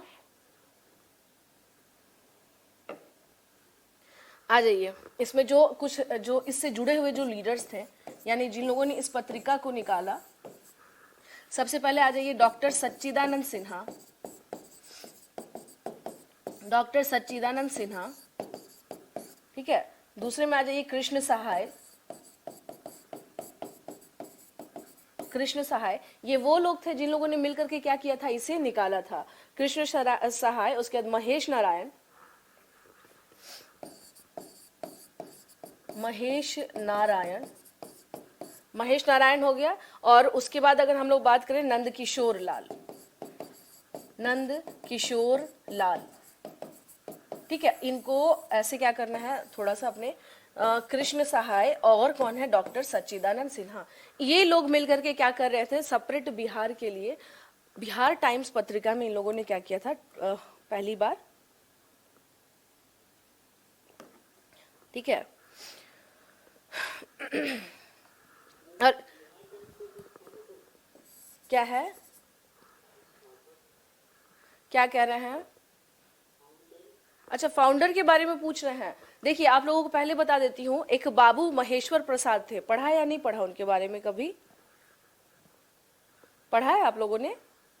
बाबू महेश्वर प्रसाद, या उनको महेश बाबू भी कई जगह बोला जाता है, बोला जाता है ना?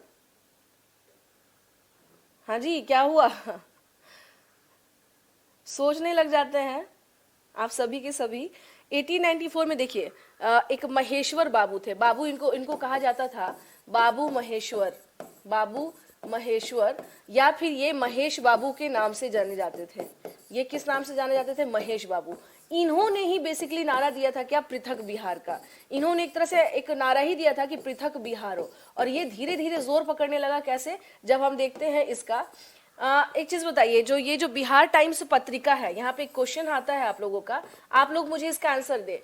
इसके जो फाउंडर, यानी इनका कि क्या इनके इसके एक एडिटर हैं जब इसमें इतने सारे?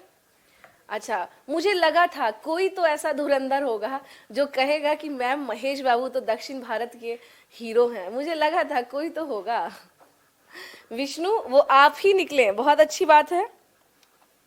हाँ जी विष्णु, वो आप ही निकले। मैं सोच रही थी कि कोई तो होंगे ऐसे जो कहेंगे, जानकार व्यक्ति, कि मैम इसमें महेश बाबू हाँ, मतलब कहीं ना कोई तो होता है जो क्या, जिसको क्या कहा जाता है, जिनको कहा जाता है एक तरह से कि वो क्या है, हाँ, बिहार में हमारे यहाँ उसको कहा जाता है विष्णु धुरंधर। बिहार में क्या कहा जाता है? धुरंधर। तो कोई तो ऐसा होगा भाई जिसने जो कि महेश बाबू को कहीं साउथ इंडियन अच्छा, फैन है महेश बाबू के, इसीलिए। ओके ओके, इसीलिए इसीलिए मैं समझ गई, इसीलिए ये चीजें आ गई अचानक से आपके दिमाग में। कोई बात नहीं है, ठीक है। क्लास में थोड़ा सा क्या हो गया, सबको इसी वजह से थोड़ा वो भी मिल गया। हाँ, सुनिए, मुझे एक क्वेश्चन का जवाब दीजिएगा आप सभी के सभी। बिहार टाइम्स पत्रिका, इनका क्वेश्चन है कि मैम इसका फाउंडर कौन था? पत्रिका का कोई फाउंडर होता है क्या, या पत्रिका का कोई एडिटर होता है, संपादक होता है? संपादक होता है या संपादक मंडल होता है, पूरी एक टीम होती है जो एडिट करती है और जो बताती है कि भाई ये है, ऐसे ऐसे है। अगर आप लोग मैगजीन पढ़ते हैं तो, कॉलेज है ना पटना में, हाँ ठीक है ना, भावना बिल्कुल सही कह रही हैं, साइंस कॉलेज है पटना में, पटना ओके। तो ये समझिए, एक पूरी की पूरी क्या होती है, टीम काम कर रही होती है। तो जब आइडिया सबका होता है, बाकी आप लोगों के लिए एक क्वेश्चन मैं, जब इन्होंने पूछ ही दिया है तो एक क्वेश्चन, अच्छा एक मिनट, दारुल हर्ब किसी ने कल पूछा था ना, उसका आंसर मिल गया आप लोगों को? हाँ जी, दारुल हर्ब का आंसर मिला कल वाला? नहीं मिला? नहीं मिला? देखिए, दारुल हर्ब नहीं मिला। हाँ, देखा ही नहीं होगा, कल तो आप लोग चुनाव न्यूज देख रहे होंगे, कहाँ कितना वोटिंग हुआ और ये सब।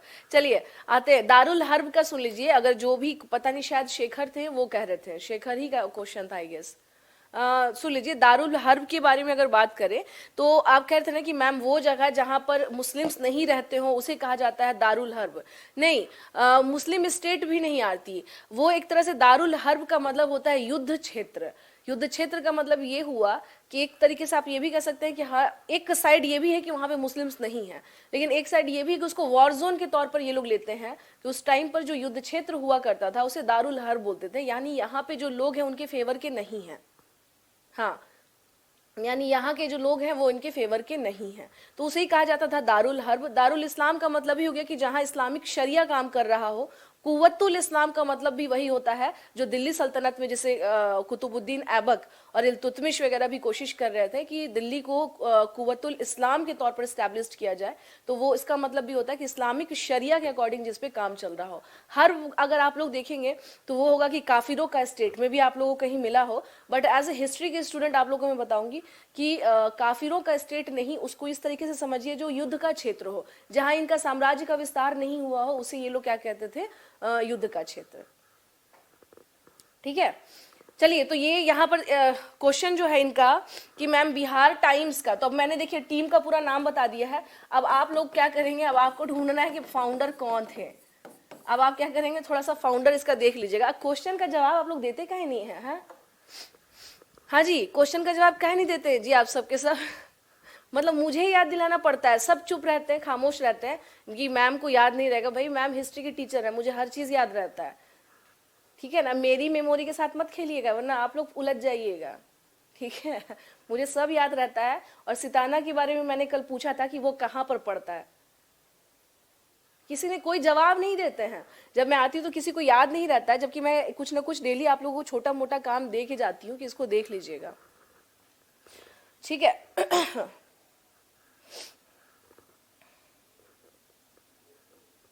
क्या कह रहे हैं,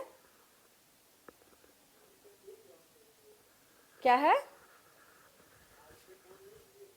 आज का काम दे तो दिए, देखिए ना ये तो रहा। हाँ,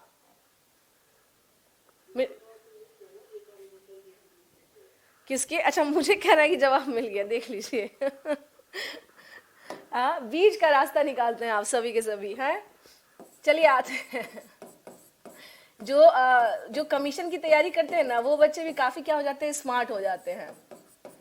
तो अपने आप को इंटरव्यू के पर्पज से वो क्या करते हैं, तैयार करते हैं। तो वो अपने आप को उस तरीके से भी क्या करते हैं, तैयार करने की कोशिश करते रहते हैं, है ना। चलिए हम लोग अब आते हैं इसमें। ठीक है, तो 1906 में यहाँ पर आ जाइएगा थोड़ा सा। 1906 में हम लोग क्या देखते हैं कि ये जो सम्मेलन था, यानी कि जो पृथक बिहार का जो डिमांड था वो रेगुलर क्या होते जा रहा था, बढ़ते जा रहा था। 1906 में हम लोग क्या देखते हैं कि पृथक, आते जाइए यहाँ पे, पृथक बिहार, पृथक बिहार की मांग जोर पकड़ने लगी थी।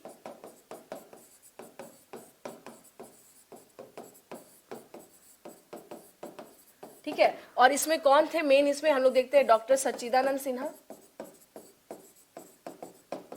डॉक्टर सच्चिदानंद सिन्हा। ठीक है, डॉक्टर सच्चिदानंद सिन्हा क्या थे इसके मेन। हाँ, देखिए कुछ कुछ लोगों ने कोशिश किया है, अपनी तरफ से आंसर दे रहे हैं, जो बहुत अच्छी बात है। मुझे ये चीज बहुत सही लग रहा है कि आप लोग अपनी तरफ से क्या कर रहे हैं, कोशिश कर रहे हैं। सच्चिदानंद सिन्हा और महेश नारायण, ये क्या थे, ये लोग मिल करके, महेश नारायण ये मिल करके क्या कर रहे थे, पृथक यानी सेपरेट बिहार के बारे में इनका डिमांड जो था वो बढ़ते जा रहा था। इसमें एक कड़ी जुड़ी, वो कौन, डॉक्टर राजेंद्र प्रसाद। इसमें और कौन आ गए, डॉक्टर राजेंद्र प्रसाद। इनके आने से भी क्या हो गया, काफी बल मिला। और हुआ क्या था, यानी डॉक्टर राजेंद्र प्रसाद के जुड़ने से क्या हो गया यहाँ पर कि इन्होंने बिहारी छात्र सम्मेलन करवाया। इन्होंने क्या किया, एक बिहारी छात्र सम्मेलन करवाया, बिहारी छात्र सम्मेलन करवाया, यानी ही ऑर्गेनाइज्ड बिहारी स्टूडेंट कन्वेंशन। ठीक है ना, एक बिहारी स्टूडेंट कन्वेंशन इन लोगों ने क्या किया, डॉक्टर राजेंद्र प्रसाद ने करवाया था। और इसके बाद हम लोग क्या देखते हैं कि यहाँ पर जो था कि इन्होंने छात्रों की एक स्थायी समिति बनाई, यानी ये जो था इसका आउटपुट क्या हुआ, आउटपुट का मतलब हुआ कि इसका रिजल्ट क्या रहा, ये छात्रों की एक स्थायी समिति बनाई गई। कि इसकी स्थायी समिति बनाई गई, समिति बनाई गई छात्रों की, यानी कि एक स्थायी समिति का मतलब होता है कि परमानेंट एक कमेटी जो है क्या की गई, डेवलप की गई। स्टूडेंट कमेटी जो है वो परमानेंट क्या की गई, डेवलप की गई। अब इसके माध्यम से भी क्या किया जाने लगा, अब इसके माध्यम से भी क्या किया जाने लगा, माध्यम से भी पृथक बिहार की मांग की जाने लगी, पृथक बिहार की मांग की जाने लगी। ठीक है, अब आ जाइए यहाँ पे हम लोग क्या देखते हैं कि पृथक बिहार यानी सेपरेट बिहार जो 1800 हम लोग बिहार टाइम्स से, यानी कि जो 1894 में जो एक डिमांड स्टार्ट हुई थी वो कैसे धीरे धीरे जोर पकड़ता है। तो हम लोग क्या देखते हैं 1906 तक आते आते इस मूवमेंट में सच्चिदानंद सिन्हा तो थे ही, और राजेंद्र प्रसाद ये लोग भी क्या हो जाते हैं, इससे जुड़ करके एक बिहारी छात्र सम्मेलन करवाते हैं। और उस सम्मेलन के माध्यम से ये काम किया गया था कि क्या किया जाए, छात्रों की एक स्थायी समिति बनाई और फिर से अगेन इन लोगों ने क्या किया कि एक बिहार को अलग सेपरेट प्रोविंस के तौर पर डेवलप करने की बात की जाने लगी।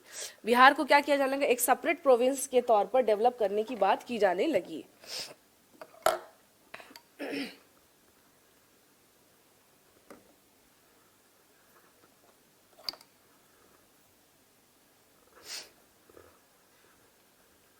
अब आते हैं नेक्स्ट इसमें, यानी कि ये जो था आपको, अब नेक्स्ट हम लोग देखते हैं, यानी यही कड़ी फिर कैसे 1906 से 1908 में बढ़ती है।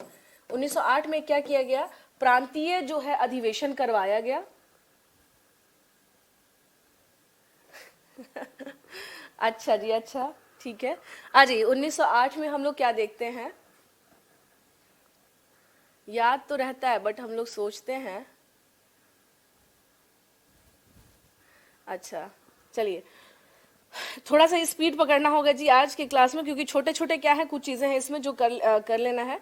1908 में हम लोग क्या देखते हैं, पटना में एक प्रांतीय अधिवेशन करवाया गया। 1908 में पटना में प्रांतीय अधिवेशन,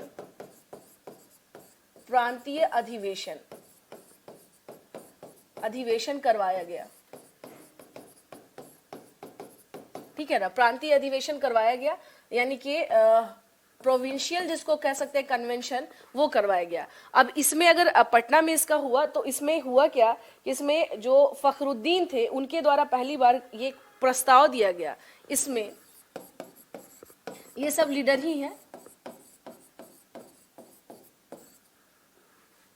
यानी जो लीडर थे उनमें से फखरुद्दीन के द्वारा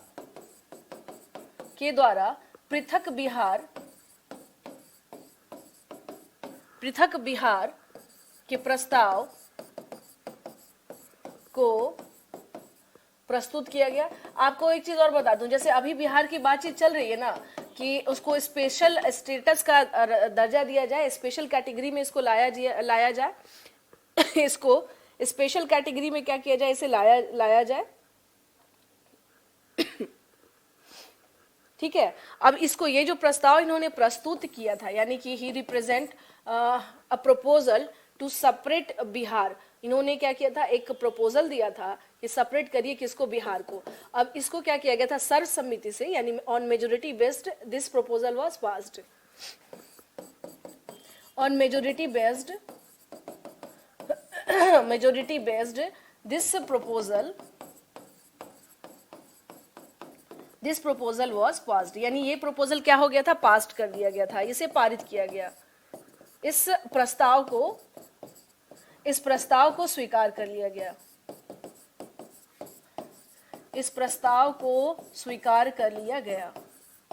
देखिए कुछ चीजें बस करते क्या है कि माइंड में अपने थोड़ा सा क्या करना है, इसको सीक्वेंस फॉर्म में ले आइए। सीक्वेंस का मतलब ये हुआ कि 1894 में बिहार का पहली बार बिहार टाइम्स में हम लोग क्या देखते हैं, सेपरेट बिहार की बात की जाने लगी। उसके बाद फिर हम लोग क्या देखते हैं, 1906 से ये चीज जोर पकड़ती है। महेश बाबू जो है वही थे अग्रणी जिन्होंने बार बार ये नारा दिया कि सेपरेट करो बिहार को, सेपरेट करो, और ये लोगों के दिमाग में क्या हो गया, काफी ज्यादा ये चीजें बैठने लगी। उसके बाद हम देखते हैं कि इसमें राजेंद्र प्रसाद जब जुड़ते हैं, उन्होंने जब बिहारी छात्र सम्मेलन करवाया तो एक प्रॉपर एक कमेटी बनाई, स्टूडेंट लोग की स्थायी कमेटी बनाई, और उस कमेटी में उन्होंने ये बात रखी कि भाई क्या करिए, आप बिहार को सेपरेट करिए, यानी उसमें भी ये डिमांड किया गया।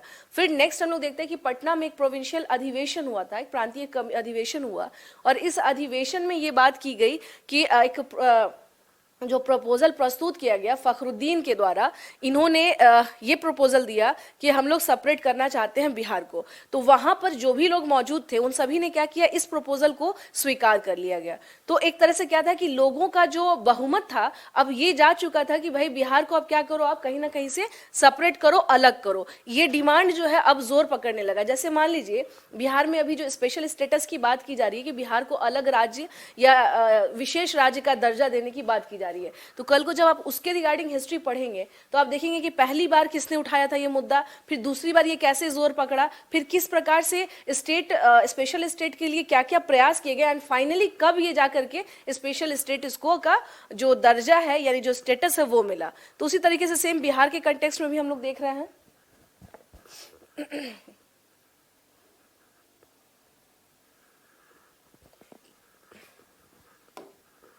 इसमें जो एक नया मोड़ आता है वो आता है 12 दिसंबर 1911 को, ठीक है ना। तो इंग्लैंड के जो राजा यहाँ पे था, क्या यहाँ पे आता कौन है, इंग्लैंड का राजा, इंग्लैंड का राजा, यानी जो इंग्लैंड का राजा, इट मीन्स हम लोग ब्रिटिश रूल के अंडर में थे। तो इंग्लैंड का राजा जो है वो क्या हम लोग देखते हैं कि सम्राट जॉर्ज पंचम, ये कहाँ पहुंचता है, दिल्ली के शाही दरबार में। इंग्लैंड का राजा जॉर्ज पंचम यानी किंग जॉर्ज 5, इसको इंग्लिश में लिखेंगे किंग जॉर्ज 5, किंग जॉर्ज 5, ठीक है ना। तो इंग्लैंड का राजा जॉर्ज पंचम जो है वो कहाँ पहुंचता है, जॉर्ज पंचम पहुंचता है दिल्ली, यानी एक दिल्ली दरबार का आयोजन किया गया था, दिल्ली दरबार। राजा जॉर्ज पंचम कहाँ पहुंचता है, दिल्ली दरबार। और यहाँ पर जब ये दिल्ली दरबार आता है, दिल्ली दरबार इन द सेंस के लिए आयोजित किया गया था, दिल्ली दरबार जो कि दिल्ली में आयोजित किए गए थे, जो कि दिल्ली में आयोजित किए गए थे, ठीक है, आयोजित किया गया था। इसमें ही इसने क्या किया था, इसने घोषणा की, इट मीन्स ही अनाउंस्ड, इसने क्या किया था, एक घोषणा की, ही अनाउंस्ड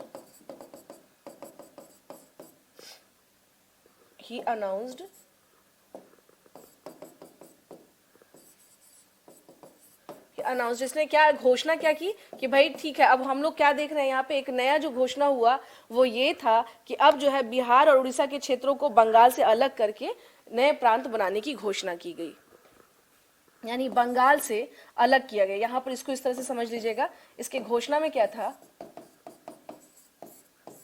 बंगाल से सेपरेट करके क्या है, उड़ीसा और बिहार को, उड़ीसा एंड बिहार को इसको क्या किया गया, एक नए प्रांत बनाने की घोषणा की गई, नए प्रांत बनाने की घोषणा की गई। It means he declared that Bihar and Orissa, जिसको किससे काटा गया, बंगाल से काट करके एक नया प्रांत जो बनाया गया, दैट वाज, इसको अलग किया गया, अलग कर दिया गया। नए प्रांत बनाने की घोषणा किसने की थी, सम्राट जॉर्ज पंचम ने। अगर ये कब की थी, ये किया था इसने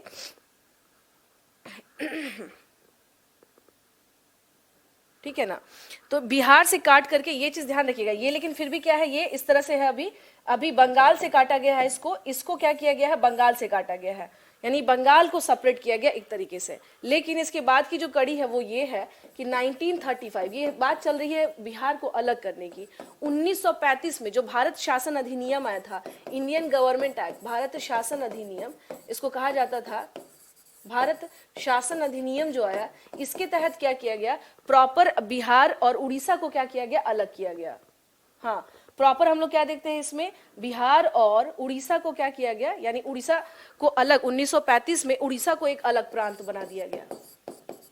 उड़ीसा को, 1935 की बात हो रही है, उड़ीसा को अलग प्रांत बनाया गया, अलग प्रांत बनाया गया। आपके बीपीएससी के क्वेश्चन में आ भी चुका है कि कब अलग हुआ है इससे, बिहार से आपको उड़ीसा। तो एक न्यू जो प्रोविंस के तौर पर जो डेवलप हुआ वो कौन था, उड़ीसा। और ये कब अलग हो गया, ये 1935 में अलग हुआ था, ये 1935 में अलग हुआ था। ये अनाउंस हो गया कि भाई हमने कर दिया, और 1 अप्रैल 1936 ईस्वी को बिहार से अलग होकर उड़ीसा प्रांत बना। अब हम लोग क्या देखते हैं, 1 अप्रैल 1936 ईस्वी को उड़ीसा एक अलग प्रांत बना, एक अलग प्रांत बना। अब यहां पर फिर से समझ लीजिएगा कि व्हेन किंग जॉर्ज फिफ्थ जब आता है इंग्लैंड का राजा, तो इसने अनाउंस किया कि हम जो है अब क्या कर रहे हैं, दिल्ली दरबार में इसने क्या किया था, घोषणा किया था। और वो घोषणा क्या था, वो घोषणा ये था कि अब जो है बिहार को हम लोग क्या कर रहे हैं, अलग कर रहे हैं, यानी बंगाल से काट करके बिहार और उड़ीसा को हम लोग क्या कर रहे हैं, अलग कर रहे हैं। मीन्स वो दोनों एक रहेंगे लेकिन बंगाल से कट रहे हैं, ये सेपरेट हो रहे हैं। ये उसने घोषणा कब की थी, यानी 1911 में जब ये आता है। उसके बाद अगर हम लोग देखें फिर, तो फिर एक चेंजेस फिर कब आता है, 1935 में, जब कहा गया कि भाई अब जो है, अब उड़ीसा को भी क्या करेंगे हम लोग, अलग करेंगे। हाँ, अब हम लोग क्या कर रहे हैं, उड़ीसा को भी क्या कर रहे हैं, अलग कर रहे हैं। इस प्रकार से हम लोग क्या देखते हैं यहाँ पर कि जो भी चेंजेस आए, यानी जो भी नए नए चेंजेस आए, वो किस प्रकार से हम लोगों को दिखाई देते हैं, वो अलग अलग समय पर हमें बिहार से, जब तक ये जुड़ा हुआ था तब तक क्या रहता है, चीजें उसके रहती हैं। ठीक है, तो अगर मान लीजिए चूंकि बिहार के कंटेक्स्ट में ये 1911 क्या है, इंपॉर्टेंट है, क्योंकि यहीं से एक न्यू आदेश जारी हुआ था। तो अगर आपसे कभी क्वेश्चन आ भी जाए कि इस टाइम पर का जो वायसराय था वो कौन था, वो था लॉर्ड हार्डिंग। कौन था, लॉर्ड हार्डिंग। लॉर्ड हार्डिंग जो पटना का बस स्टैंड है, पहले हार्डिंग पार्क हुआ करता था, अगर आप लोग को ध्यान होगा तो पहले उसी का नाम क्या था, हार्डिंग पार्क था। बाद में उसको क्या किया गया,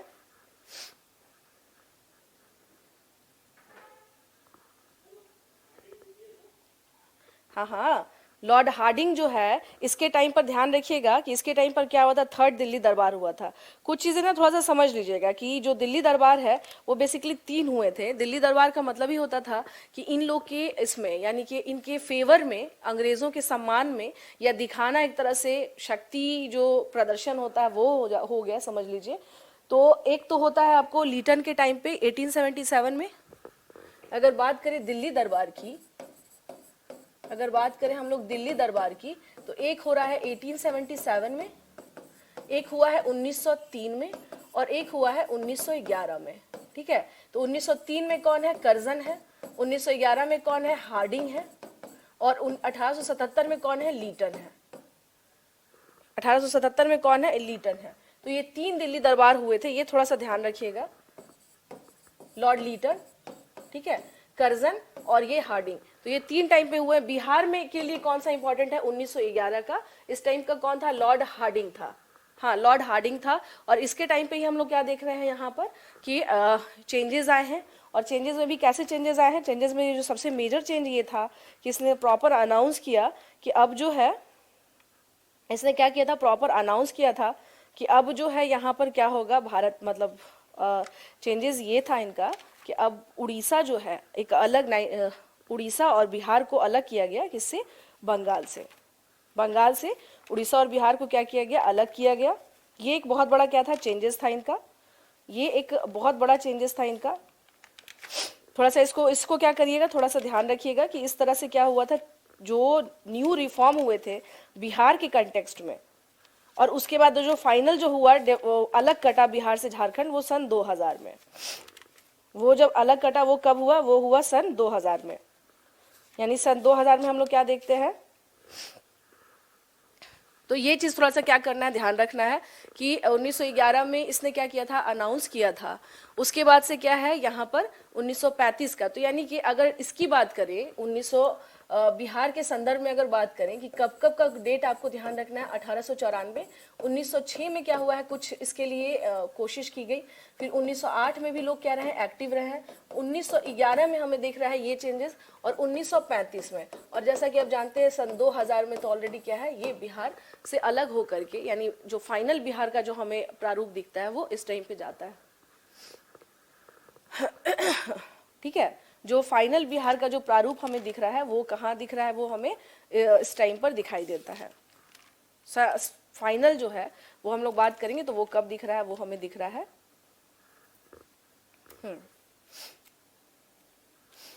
अब इसमें कुछ चीज़ें फिर और क्या करना है, थोड़ा सा देखते चलना है, देखना है इन द सेंस कि होम रूल लीग। अब आते हैं हम लोग यहाँ पर थोड़ा सा होम रूल लीग के बारे में, होम रूल लीग के बारे में। अब जो मूवमेंट की बात करें, स्वदेशी मूवमेंट का मैंने बता ही दिया आपको, जो बिहार का सेपरेट करने का जो आंदोलन चल रहा था वो भी मैंने आपको बता ही दिया है, ठीक है, वो भी मैंने आपको बता ही दिया है। और यहाँ पर अब आता है होम रूल लीग मूवमेंट, यानी कि होम रूल आंदोलन। इसमें कुछ पॉइंट्स याद रख लीजिएगा। होम रूल आंदोलन, आंदोलन इसको कहा जाता है होम रूल लीग मूवमेंट। जैसा कि आप जानते हैं इसकी स्टार्टिंग किसने की थी, बाल गंगाधर तिलक और एनी बेसेंट। प्रॉपर ये अगर बात करें तो ये आइडियोलॉजी किसकी थी, ये एनी बेसेंट की आइडियोलॉजी थी। तो हम लोगों को होम रूल लीग मूवमेंट जो कि 1916 में स्टार्ट हुआ था, इसमें देखना है हम लोगों को क्या कि बिहार में क्या स्थिति थी, बिहार की स्थिति, यानी what was the condition in the time period of home rule league movement. Bihar में कौन से लीडर थे और क्या क्या हुआ था, यहाँ पर देखते हैं। तो स्पेशली अगर होम रूल की बात करें तो यहाँ पर क्या बात की गई थी, बात की गई थी स्वशासन, यानी खुद का शासन। होम रूल, जैसा कि नाम से पता चल रहा है, होम का मतलब होता है घर, रूल का मतलब होता है शासन, रूल का मतलब होता है शासन। तो स्वशासन की बात की गई थी इस आंदोलन में, इस आंदोलन में, इस आंदोलन में, ठीक है। तो अब देखिए यहाँ पर ना एक चीज आपको समझना होगा। समझना क्या है इसमें, इसमें समझना ये है कि जो होम रूल लीग मूवमेंट हुआ था, इसके दो जो के थे, क्या थे, मेन लीडर्स थे। हाँ, इसमें दो क्या थे, इसके मेन लीडर्स थे।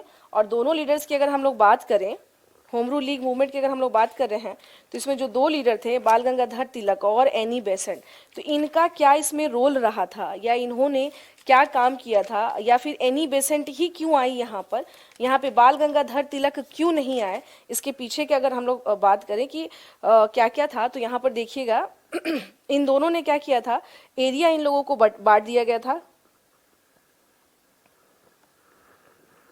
तो कर्नाटक, जो बाल गंगाधर तिलक है, यहां समझ लीजिएगा,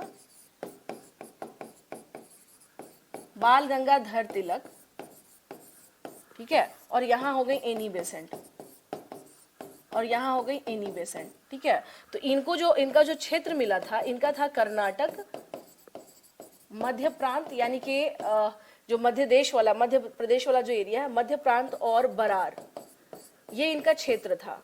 कर्नाटक, मध्य प्रांत और बरार, ये क्या था इनका, ये इनका क्षेत्र था।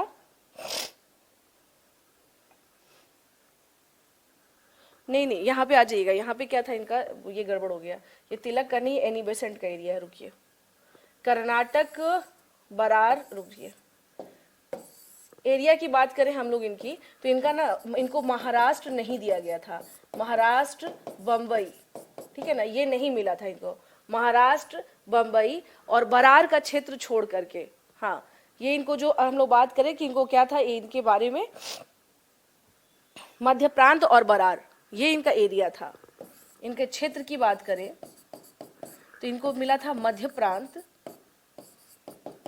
और बरार, ये था। और जो रेस्ट, यानी कि जो पूरे उसके बाद जो शेष बचा जो क्षेत्र था, शेष बचा क्षेत्र, ये किसको मिला था, ये मिला था एनी बेसेंट को, एनी बेसेंट को, ठीक है। तो अब उसके तहत, यानी एनी बेसेंट अगर बिहार आ रही हैं, तो इसका एक कारण ये था कि इनको एरिया इनका पहले ऑलरेडी क्या हो गया था, डिसाइड कर दिया गया था दोनों का होम रूल लीग मूवमेंट में। तो इनका था कि मध्य प्रांत और बरार वाला जो एरिया है वो इनको मिला था, महाराष्ट्र और बंबई छोड़कर ये नहीं मिला था इन्हें, ये एरिया इन्हें नहीं मिला था, छोड़कर ये इन्हें नहीं मिला था। तो इनको मध्य प्रांत और बरार का मिला था। एनी बेसेंट को जो रेस्ट इंडिया का जो पार्ट है वो दे दिया गया था। तो उसी रेस्ट इंडिया में क्या आ रहा है आपको, बिहार भी आ रहा है। उसी रेस्ट इंडिया में क्या हम देख रहे हैं, बिहार भी आ रहा है। अब बात करेंगे कि बिहार में, यानी ये एक तरह से क्या था, स्वशासन की डिमांड हो रही थी। बिहार में इसके कौन लीडर थे जो सबसे आगे थे, इसके बारे में अगर हम लोग देखें तो सबसे ज्यादा कौन थे इसमें। तो सबसे पहले अगर हम लोग होम रूल लीग के बारे में बात करें, हाँ, होम रूल लीग के बारे में अगर हम लोग बात करें तो यहाँ पर हम लोग क्या देखते हैं कि जो इसके मेन लीडर थे, जैसे मजहरुल हक बहुत फेमस लीडर हैं, इसके मुख्य नेताओं में से, उसके मुख्य नेताओं में से मजहरुल हक, इनका पूरा नाम था मौलाना मजहरुल हक, मजहरुल हक थे। कौन थे? मजहरुल हक थे। उसके बाद अगर बात करें तो होम रूल लीग के जो मेन, अगर यहाँ पे अगर हम लोग बात करें कि स्थापना जो है वो किसने किया था, मुजफ्फरपुर में किसने किया था, तो जनकधारी प्रसाद जो थे उन्होंने मुजफ्फरपुर में इसकी क्या की थी, स्थापना की थी। ये यहाँ पर एक काम करते हैं, यहाँ आ जाइए। यानी होम रूल लीग को लेकर के एक प्रस्ताव, होम रूल लीग प्रस्ताव, प्रपोजल लाया गया एक बिहार में। कहाँ की बात हो रही है? बिहार में। होम रूल प्रपोजल लाया गया, और ये किसके द्वारा लाया गया? मौलाना मजहरुल हक। मजहरुल हक, ऐसे लिख लीजिएगा, मजहरुल हक। ये मजहरुल हक है, और इन्होंने एक क्या किया था, प्रपोजल यानी एक प्रस्ताव लेकर आए थे, जिस पर इन्होंने क्या किया, हस्ताक्षर करवाया, कि कुछ लोगों ने मिल करके इस पे क्या किया, साइन किया, और बोला कि ठीक है हम लोग भी स्वशासन के फेवर में हैं, और हम लोग भी चाहते हैं क्या है कि होम रूल की स्थापना हो। ठीक है। तो अब इसमें क्या था कि ये जो एक प्रस्ताव, ये जो लीग, जो इन लोग होम रूल लीग, बिहार में जो होम रूल लीग ये लेकर के आ रहे हैं, तो इसमें इसके अध्यक्ष किसको बनाया गया? Who was the president? तो अध्यक्ष थे इसमें मजहरुल हक। मजहरुल हक इसके अध्यक्ष हुए, यानी ये जो प्रस्ताव दिया गया इसके अध्यक्ष कौन हुए? मजहरुल हक। और उसके बाद बात करें कि इसमें उपाध्यक्ष कौन हुए, तो नवाब सरफराज खान उपाध्यक्ष, यानी इसका वाइस प्रेसिडेंट कौन हुए? तो दैट वाज नवाब सरफराज खान।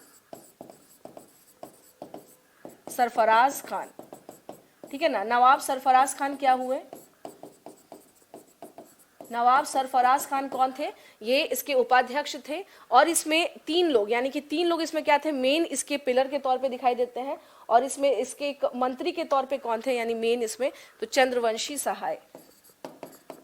मंत्री या मिनिस्टर का रोल इसमें किसने प्ले किया? तो चंद्रवंशी सहाय। चंद्रवंशी सहाय, चंद्रवंशी सहाय, ठीक है ना, चंद्रवंशी सहाय। तो यहाँ पर देख लीजिएगा, होम रूल लीग के बारे में बात कर रहे हैं हम लोग। बिहार में किसने इसके लीग के बारे में जो प्रपोजल दिया वो थे मजहरुल हक। ये लोग सब कहाँ पर हैं? ये सभी के सभी पटना में हैं। ये हैं कहाँ पर? पटना में।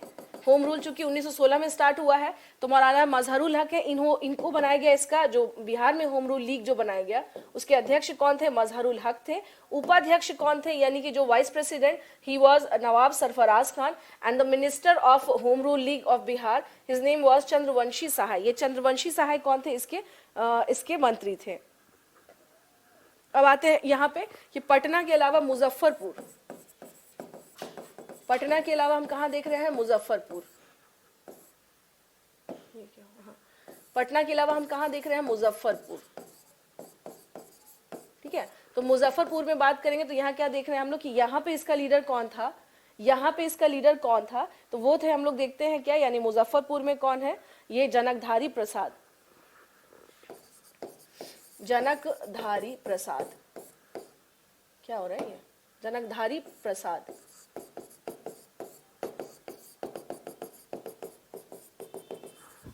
जनकधारी प्रसाद, जनकधारी प्रसाद जो है ये मुजफ्फरपुर में होम रूल लीग का क्या कर रहे थे? नेतृत्व कर रहे थे। इट मीन्स कि यहाँ पे जो लीडरशिप किसका चल रहा था? जनकधारी प्रसाद किससे जुड़े हुए थे? अगर आपका क्वेश्चन आता भी है तो ये होम रूल लीग से जुड़े हुए थे, और ये कहाँ पर जुड़े हुए थे? ये मुजफ्फरपुर में जुड़े हुए थे इससे। अब आते हैं इसमें कि जो इसकी मेन लीडर है वो हम लोग क्या देखते हैं यहाँ पर कि क्या कहते हैं, ये पहुंचती हैं बिहार। जो मेन लीडर है वो कहाँ पहुंचती हैं? बिहार पहुंचती हैं। ठीक है,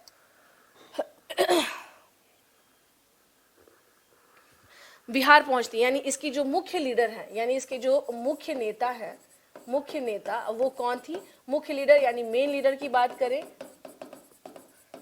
मेन लीडर की अगर हम बात करें तो she was Annie Besant. Patna college के ठीक सामने जो रोड वगैरह सब इनके नाम से है भी, Annie Besant road, Annie Besant. तो एनी बेसेंट की बात करें तो इन्होंने क्या किया था, यहाँ पे बिहार में इन्होंने 2 बार यात्रा की। 1918 में ये बिहार आई, कब आई? 1918 में ये बिहार पहुंची। उसके अलावा अगर कभी डेट आ जाए कि ये कब कब पहुंची यहाँ पे, तो दो बार, एक बार 18 जुलाई को और एक बार 25 जुलाई को, इन्होंने दो बार क्या की थी? पटना की यात्रा की थी, दो बार। यानी कि बिहार में ये कितने बार आती हैं? दो बार, दो बार, दो बार। एक बार कब आती हैं? 18 जुलाई को, ये 1918 ही चल रहा है, और एक बार 25 जुलाई को। ठीक है, तो यहाँ पर किसके बारे में बात करें? अब थोड़ा सा फिर से समझ लीजिएगा। Home rule league movement Bihar में स्टार्ट हुआ, यानी ऑलमोस्ट जब पूरे भारत में 1916 में स्टार्ट हुआ था, तो उस टाइम पर बिहार में क्या गतिविधि थी? बिहार में गतिविधि ये थी कि मौलाना मजहरुल हक ने क्या किया? लीग बनाया। उसका अध्यक्ष वही रहे, उपाध्यक्ष सरफराज खान हुए, और मिनिस्टर कौन हुए? चंद्रवंशी सहाय। नेक्स्ट आते हैं कि मुजफ्फरपुर में इसका नेतृत्व कौन कर रहे थे? दैट वाज जनकधारी प्रसाद। अब आते हैं, बात यहाँ करते हैं कि क्या इस आंदोलन से जुड़ी हुई जो मुख्य नेता थी वो यहाँ पहुंची थी या नहीं पहुंची थी? तो वो पहुंची थी। एनी बेसेंट आई थी इसके प्रचार के लिए 1918 में, और दो बार ये पहुंचती हैं, 18 जुलाई को और 25 जुलाई को। 1918 में ये आती हैं कहाँ पर? तो ये देखते हैं बिहार पहुंचती हैं दो बार, इस वजह से इनका आना हुआ। अब यहाँ सवाल ये उठता है कि ये बिहार में सफल आंदोलन था या असफल था? तो बिहार में अगर हम लोग बात करें तो ये क्या था? ये बहुत मतलब सफल नहीं रहा। ये हम लोग क्या, प्रयास किया गया, बट ये बहुत सफल आंदोलन नहीं था। यह सफल आंदोलन नहीं था, बिहार में सफल आंदोलन नहीं था, यानी it was not successful movement in Bihar. Bihar में ये सफल नहीं रहा, ये जो आंदोलन था ये सफल नहीं रहा। ठीक है ना, ये जो आंदोलन था ये क्या था? ये सफल नहीं रहा। तो इस चीज को क्या करना है? थोड़ा सा ध्यान देना है कि ये जो मूवमेंट था ये बहुत ज्यादा क्या रहा, यानी कि बहुत ज्यादा जो है सक्सेसफुल नहीं रहा, सक्सेसफुल नहीं रहा। होम रूल लीग मूवमेंट के बारे में बात कर रहे थे हम लोग, फटाफट कर लीजिए। इसके बाद हम लोग सत्याग्रह मूवमेंट भी कर ही लेते हैं। नाम याद रख लीजिएगा, मजहरुल हक इसी से हैं, नवाज सरफराज खान है, और चंद्रवंशी सहाय। क्वेश्चन अगर आपका कभी आता है तो ये सभी के सभी उससे जुड़े हुए हैं। जनकधारी प्रसाद पूछा जाए, मुजफ्फरपुर में है। एनी बेसेंट 1918 में आई थी। अब यहाँ से क्या करना लगी? अब चूंकि मॉडर्न में क्या है ना, अगर माइंड में चीज़ों को थोड़ा सा फिट करना पड़ेगा आपको, या रटना पड़ेगा, इसको हम लोग कह सकते हैं। विष्णु कह रहे हैं कि मैम लास्ट में आप राजधानी एक्सप्रेस बना देती है। अच्छा विष्णु, एक बात बताइए, एक बात बताइए, अगर थोड़ा डिले चलेगा तो फिर आप ही लोग कहिएगा ना कि मैम बिहार हिस्ट्री कितने दिन पढ़ेंगे? हाँ, और मॉडर्न इंडिया में मैं आपको सच बताऊं को, वो मुझे सभी सेक्शन से सबसे आसान ना मॉडर्न इंडिया ही लगता है। मॉडर्न इंडिया में अगर आपको सब चीज़ पता है कि हुआ क्या था, देन इट्स टू इजी। ये सबसे आसान सेक्शन होता है पढ़ने का, स्पेशली हिस्ट्री के कंटेक्स्ट में। हाँ जी, मतलब मुझे ऐसा लगता है जब मैं धीरे पढ़ाती हूँ तब आप लोग को इत्मीनान रहता है, जब मैं थोड़ा सा फास्ट हो जाती हूँ तो समस्या आ जाती है। ऐसा है क्या? हाँ जी, क्योंकि देखिए अगर मैं है, ये भी एक समस्या है कि कमेंट देखती रहूंगी तो फिर मैं पढ़ा नहीं पाऊंगी। तो जब मैं थोड़ा सा इग्नोर कर देती हूँ, मैं काम करने लग जाती हूँ, फिर उधर से आप लोग कहने लगते हैं मैम थोड़ा सा राजधानी। चलिए देख लीजिए, हाँ जी पहले देख लीजिए इसे। हाँ जी, क्या हुआ? राजधानी, अभी एक बात बताइए, लास्ट में अभी आप लोग को राजधानी एक्सप्रेस लग रहा है क्या? फिर कहिएगा, अपने कहिएगा कि मैम इतने दिन से हम लोग की बिहार हिस्ट्री चल रही है। दोनों बात खुद कहना है। हाँ, फिर खुद कहिएगा कि मैम बिहार हिस्ट्री चल रही है, बिहार हिस्ट्री कब खत्म होगा? तो अगर थोड़ा सा फास्ट नहीं करेंगे तो बिहार हिस्ट्री कैसे खत्म होगा? बताइए, आप ही बताइए, मेरे सवालों का जवाब दीजिए आप सभी कि अगर मैं थोड़ा फास्ट नहीं करूंगी तो फिर बिहार हिस्ट्री खत्म कैसे होगा? और वैसे भी अब हम लोग कहाँ पे, हम लोग खत्म के ही कगार पर हैं। हम लोग अब कहाँ पर हैं? हम लोग अबाउट टू फिनिश वाले इस पे आ चुके हैं, 1917 पे पहुंच चुके हैं, यानी अब ज्यादा। और वो भी हम लोग कोई समान मॉडर्न नॉर्मल मॉडर्न हिस्ट्री नहीं पढ़ रहे हैं, हम पढ़ रहे हैं बिहार की हिस्ट्री। इसमें बहुत ज्यादा कुछ वैसा नहीं है, यही देखना है नेता, लीडर्स, एसोसिएशन, यही सब देखना है हम लोग को। इतना सही है मैम। Well placed. अच्छा चलिए ठीक है, अब 1917 चंपारण मूवमेंट कर लिया जाए, क्योंकि अभी टाइम है, आधा घंटा भी टाइम है ना, वो भी हो जाएगा। तो फिर ये हो जाएगा कि अब हम लोग का, मैं भी चाह रही हूँ कि कल से परसों तक में आप लोग का फाइनल हो जाए, फाइनल हो जाए। परसों आप लोगों का फाइनल मॉडर्न बिहार की जो modern Bihar, sorry history of Bihar की जो कहानी चल रही है वो परसों फिनिश हो जाए। अब आते हैं हम लोग नेक्स्ट इसमें चंपारण मूवमेंट, यानी चंपारण सत्याग्रह। चंपारण सत्याग्रह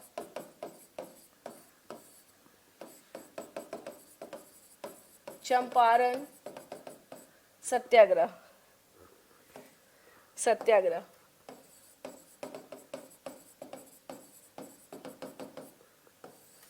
सत्याग्रह, ठीक है ना। चंपारण सत्याग्रह के बारे में हम लोग आते हैं। अब भाई ये मूवमेंट आप लोग जानते हैं कब हुआ था, 1917 में इस आंदोलन की शुरुआत हुई थी। इस आंदोलन की शुरुआत हुई थी, इस आंदोलन की शुरुआत हुई थी। आपको बताऊं, देखिए हम लोग जो टीचर है ना, हम लोग क्रैश कोर्स भी करवाते हैं, नॉर्मल कोर्स भी करवाते हैं, ठीक है। विष्णु परेशान हो गया मैं फास्ट पढ़ा दी। अच्छा कोई नहीं विष्णु, कहीं समस्या आई तो वो हम लोग कल डिस्कस कर लेंगे ना। आज जो टॉपिक है एटलीस्ट वो खत्म हो जाए, ये भी जरूरी है ना। आज जो टॉपिक है वो क्या करें हम लोग, खत्म कर दें। और फिर मैं कहीं भागे नहीं जा रही हूँ भाई, मैं यही हूँ। जो डाउट्स होंगे, जहाँ पे कोई आपको कहीं इस तरह की समस्या आएगी तो आई एम हियर, मैं यही हूँ। कुछ समस्या होगा डाउट क्लास लगा लेंगे, इतना क्या समस्या है, ठीक है। 1917 में हम लोग देखते हैं क्या यहाँ पर कि यहाँ पे क्या है, चंपारण आंदोलन की बात करें कि यहाँ पर, तो अब सबसे पहली बात तो ये कि यहाँ पर एक चीज समझ लीजिएगा कि यहाँ पर यानी चंपारण में होता क्या था, यहाँ पर नील की खेती करवाई जाती थी, नील की खेती करवाई जाती थी, करवाई जाती थी, ठीक है। नील की खेती, नील को क्या बोलते थे ये बेसिकली, इंडिगो, इंडिगो, नील को बोला क्या जाता है, इंडिगो। नेक्स्ट आ जाते हैं इसमें कि जो व्यापार करते थे नील की, यानी कि नील की व्यापार, नील का व्यापार करने वाले को, नील का व्यापार करने वाले को, व्यापार करने वाले को क्या कहा जाता था, इसे कहा जाता था नीलहे साहब। इन्हें कहा जाता, एक नाम दिया गया था, that he they were known as नीलहे साहब, नीलहे साहब, नीलहे साहब, ठीक है ना, ठीक है। नीलहे साहब इन लोगों को बोला जाता था, जो ब्रिटिशर्स, नील का व्यापार स्पेशली कौन, जो ब्रिटिशर्स किया करते थे, जो ब्रिटिशर्स किया। आप थोड़ा सा ना कॉन्सेंट्रेट करिए क्योंकि थोड़ा सा फास्ट ही चलेगा अभी, क्योंकि अभी मैं एटलीस्ट 1917 अच्छा ज्योति पूछ रही मैम हम लोग कौन सा कोर्स करवा रहे हैं, आप लोग का तो सबसे नॉर्मल वाला कोर्स है, तब तो इतना आराम आराम से पढ़े हैं आप लोग। ज्योति यहाँ तक एक बात बताइए, मैंने अभी ज्यादा फास्ट पढ़ा दिया है क्या, क्यों परेशान होने लगे। कुछ कुछ कह रहे हैं मैम बिल्कुल सही है, कुछ कह रहे हैं कि मैम वो उसमें कुछ ज्यादा था नहीं, ठीक है ना, उसमें जितना था जो जरूरी था वो मैंने बता दिया है। हाँ जी ज्योति आप बताइए आपको कौन सा कोर्स लग रहा है क्या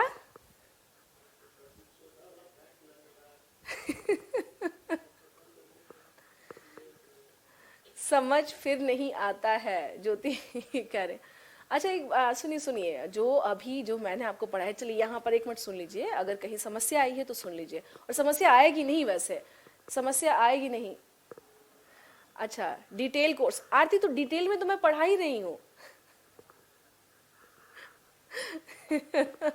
अरे बाबा सुनिए, अब मॉडर्न इंडिया में एक चीज समझिए, अगर आप सोच रहे हैं कि मैम पूरी वैसी कुछ कहानी चलेगी, मॉडर्न इंडिया में सबसे पहले अपने माइंड को आप क्या करिए, अब मेरी बात सुन लीजिए थोड़े ना, मुझे लग रहा है आप लोगों को काउंसलिंग की जरूरत है यहाँ पर, थोड़ा सुनिए। मॉडर्न इंडिया में स्पेशली जो मूवमेंट चले, अब जैसे मैंने आपको भी पढ़ाया है ज्योति और विष्णु, ये ध्यान से सुनिएगा, अभी जो मैंने आपको पढ़ाया वो ये था कि मैंने पढ़ाया आपको होम रूल लीग मूवमेंट, ठीक है। इसके पहले मैंने बताया, तो जो बिहार के संदर्भ में, ये भी समझिए ना, जो बिहार के संदर्भ में जो जरूरी है हम वो पढ़ रहे हैं, हमें ये नहीं पढ़ना कि पूरा स्वदेशी मूवमेंट, तो फिर सामान्य इतिहास और बिहार के इतिहास में क्या फर्क रहेगा।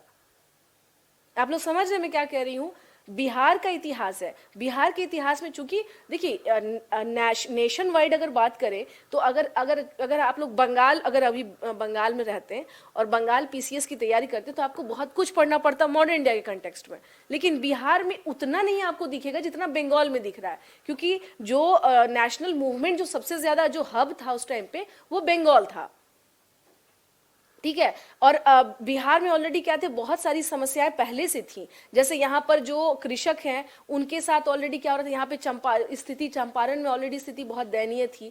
उसके अलावा भी हम देख रहे हैं क्या कि बिहार में स्थिति वैसी नहीं थी जिस प्रकार से बंगाल में आपको दिखती है कि सुपर इंटेलेक्चुअल्स आपको वहां पर दिखाई दे रहे होते हैं अलग अलग प्रकार के। बिहार में धीरे धीरे संगठित हो रहे हैं, धीरे धीरे चीजें क्या हो रही हैं, हाँ धीरे धीरे चीजें क्या हो रही है। सामान्य इतिहास जब पढ़ते हैं ना विष्णु, थोड़ा समझिए, जब आप सामान्य इतिहास पढ़ते हैं तब क्या होता है कि वहाँ पर पूरे डिटेल फॉर्म में जाया जाता है सामान्य इतिहास में। तो सामान्य इतिहास तो मैं पढ़ाऊंगी ही, अभी ये बिहार के कंटेक्स्ट में है। समझे या नहीं समझे ये बताइए। हाँ जी, समझे या नहीं समझे।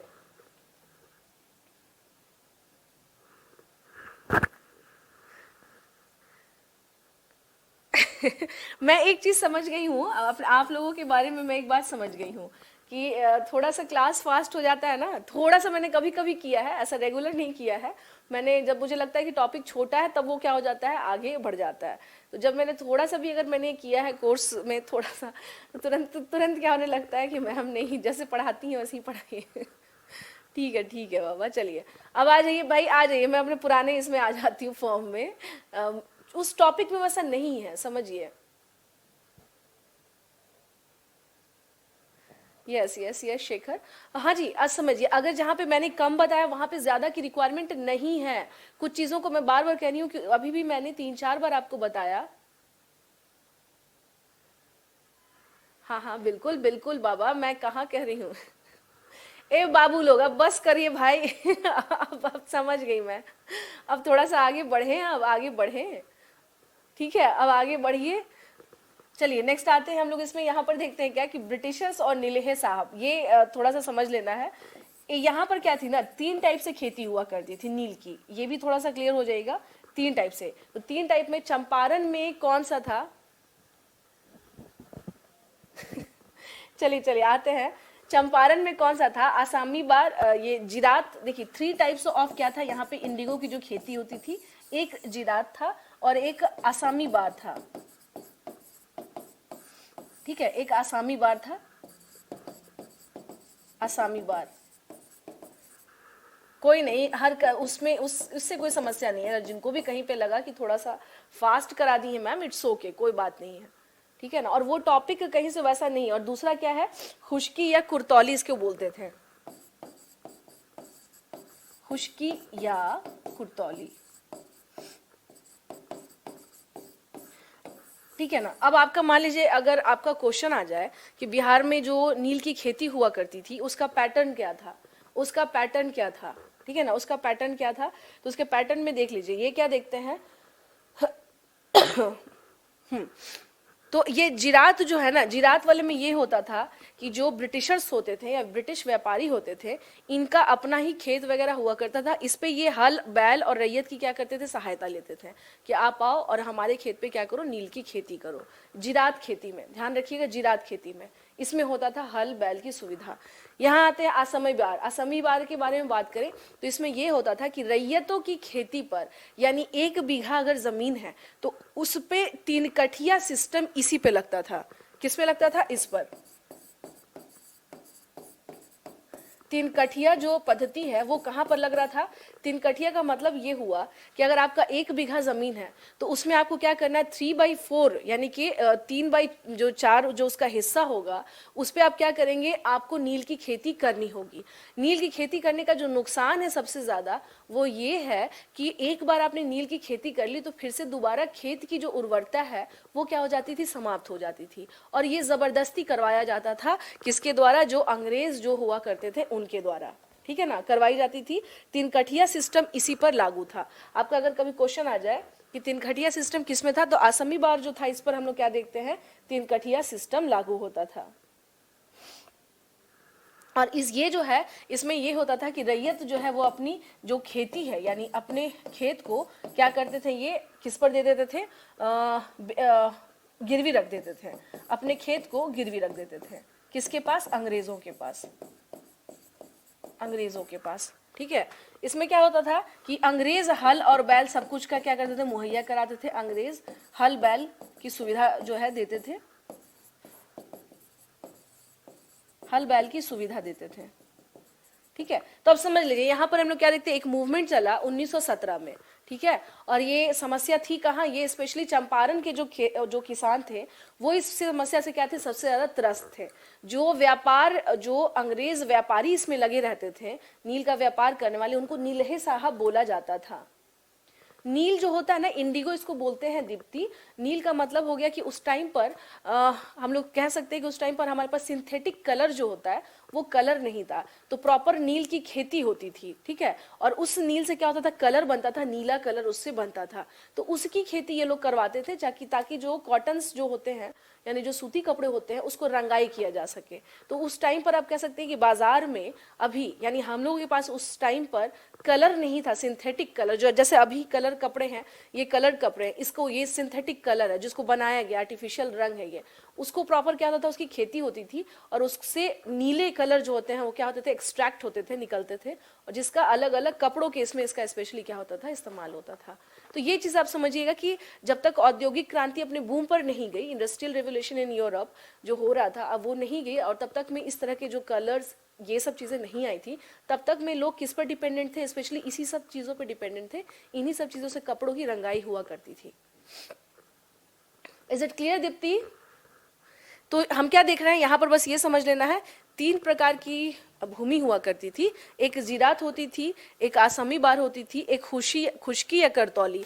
आपका मतलब किससे? आपका मतलब है आसमी बार में। इसी में क्या था, 3 कठिया सिस्टम लगता था। हाँ, इसी पर क्या था, 3 कठिया सिस्टम इसी पे लगता था।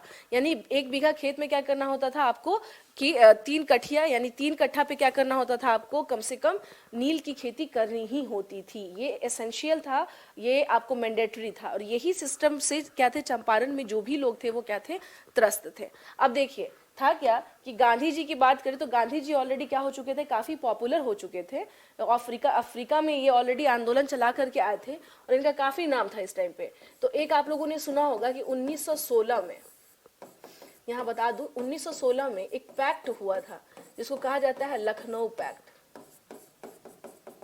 इसको क्या कहा जाता है, लखनऊ पैक्ट। ये कहाँ हुआ था, लखनऊ में हुआ था। इसमें हुआ क्या था, इसमें देखिए 2 चीजें हुई थी इस पैक्ट में। ये हुआ था, गरम दल वालों की एंट्री हुई थी, गरम दल वालों की पुनर्वापसी कह लीजिए, है ना, पुनर्वापसी, यानी इनका फिर से आए थे, ये री एंटर हुए थे, री एंटर,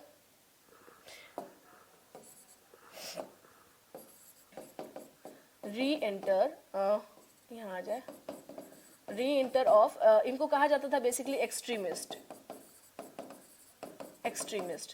ठीक है ना, एक्सट्रीमिस्ट। यानी इनकी क्या हो गई थी, वापसी हो गई थी, क्योंकि इनको जो सूरत का कन्वेंशन हुआ था 1907 का, उससे इन्हें क्या किया गया था, बाहर कर दिया गया था, कांग्रेस पार्टी से निकाल दिया गया था। लेकिन इस 1907 के बाद भारत में जो भी मूवमेंट चल रहे थे उनमें बहुत सफलता नहीं मिल पा रही थी। जैसे होम रूल लीग आंदोलन देख लीजिए, तो कांग्रेस को भी ये समझ में आ चुका था कि अगर ये हमसे नहीं जुड़ेंगे तो क्या होगा, हमारा जो मूवमेंट है वो बहुत सफल नहीं हो पाएगा। इसके लिए जरूरी है कि इन्हें क्या किया जाए, फिर से जोड़ा जाए। एक तो ये हुआ था, और दूसरा क्या हुआ था, मुस्लिम लीग जो है, और दूसरा काम क्या हुआ था, मुस्लिम लीग ने कांग्रेस को सपोर्ट कर दिया। यानी पहले ये कटे हुए थे, कांग्रेस के साथ हो लिए, यानी कि के साथ आ गए। यानी इसके पहले ये क्या कर रहे थे, ये अपना इंडिविजुअल मूवमेंट चला रहे थे, के साथ जुड़ गए, ठीक है ना। तो 2 चीजें लखनऊ पैक्ट में हुई थी। अब ये जो लखनऊ पैक्ट था ना, समझिए, जो लखनऊ में जो ये अधिवेशन हो रहा था यहाँ पर, यानी इस लखनऊ पैक्ट में जो लखनऊ में अधिवेशन हो रहा था यहाँ पर, इसमें हुआ क्या कि इस अधिवेशन में आए थे कौन, गांधी जी। इस अधिवेशन में कौन आए थे, गांधी जी। और गांधी जी, मैंने क्या कहा, ये ऑलरेडी इनका क्या हो चुका था, काफी ख्याति मिल चुकी थी, क्योंकि ये अफ्रीका से एक सक्सेसफुल ये क्या हुआ था, मूवमेंट चला कर आए थे, ऑलरेडी लोगों के बीच में काफी फेमस थे। तो ये जो लखनऊ का जो पैक्ट हो रहा था, जो लखनऊ अधिवेशन हुआ था, यहाँ पर चंपारण से, यानी कि अगर बात करें, अब बात करते हैं कि चंपारण में इनका नाम था राजकुमार शुक्ल। तो इनके साथ भी क्या था, इन्होंने कई बार प्रयास किया, कई बार प्रयास किया कि ये जो सिस्टम है बिहार में, इसे क्या किया जाए, चंपारण में से क्या किया जाए, समाप्त किया जाए, बट वो नहीं हो पा रहा था। उसमें रेगुलर हम लोग क्या देखते हैं, कुछ ना कुछ ऑब्लिगेशंस बने ही हुए थे, ठीक है।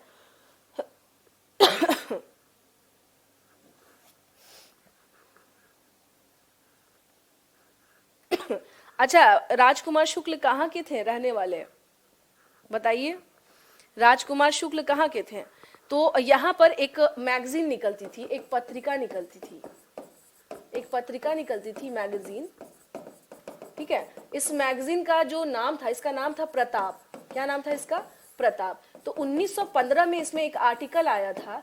हाँ, इसके इसके 1915 में प्रताप एक मैगजीन हुआ करती थी। जीरत बता दूं? हाँ जी, जीरत बता दूं। अच्छा सुनिए, मुझे एक चीज का जवाब दीजिएगा, मुरली भराहुआ के रहने वाले थे या सतवरिया के रहने वाले थे, या दोनों एक ही है? राजकुमार शुक्ल के मामले में क्वेश्चन पूछा है मैंने आप लोगों से। हाँ, मोतिहारी तो सही करें, चंपारण से ही थे ये लोग। तो मुरली भराहुआ, सतवरिया, दोनों में से कहा, या दोनों एक ही है? आरती किसने पूछा है? किनका क्वेश्चन है? जीरत। जीरत जो था ना आरती, वो था खेती करने का एक पैटर्न था। वो खेती करने का एक पैटर्न था, और उसी जीरत पे हम लोग क्या देखते हैं यहाँ पे। हाँ, जीरत जो है, हाँ इसलिए तो मैं पूछ रही हूँ कि दोनों आप लोग बताइएगा, क्योंकि बीपीएससी में क्वेश्चन आप लोगों के क्या हो चुके हैं, आ चुके हैं। जीरत में ये होता था कि अंग्रेज के अपने खेत होते थे, और उस खेत पे हल बैल और वो नील की खेती, वो सब वही करवाएंगे। यानी उसमें वहां पे किसी रैयत से कोई चीजें नहीं ली जाएंगी, उसमें रैयत से कोई भी चीजें नहीं ली जाएंगी। अच्छा, अच्छा जी, मैं चंपारण से हूँ, आप लोगों में से कोई नहीं है क्या चंपारण से? चलिए, तो यहाँ पर कुछ चीज समझ लीजिएगा। हाँ, वही तो पूछ रही, मुरली भराहुआ या फिर सतवरिया। मेरा क्वेश्चन यही है, आप लोग थोड़ा देख करके मुझे कल बताइएगा कि दोनों सेम ही है या दोनों अलग अलग है ना। मैम सीतामढ़ी से हूँ। आइए यहाँ आते हैं। यहाँ पे प्रताप क्या था? एक मैगजीन था।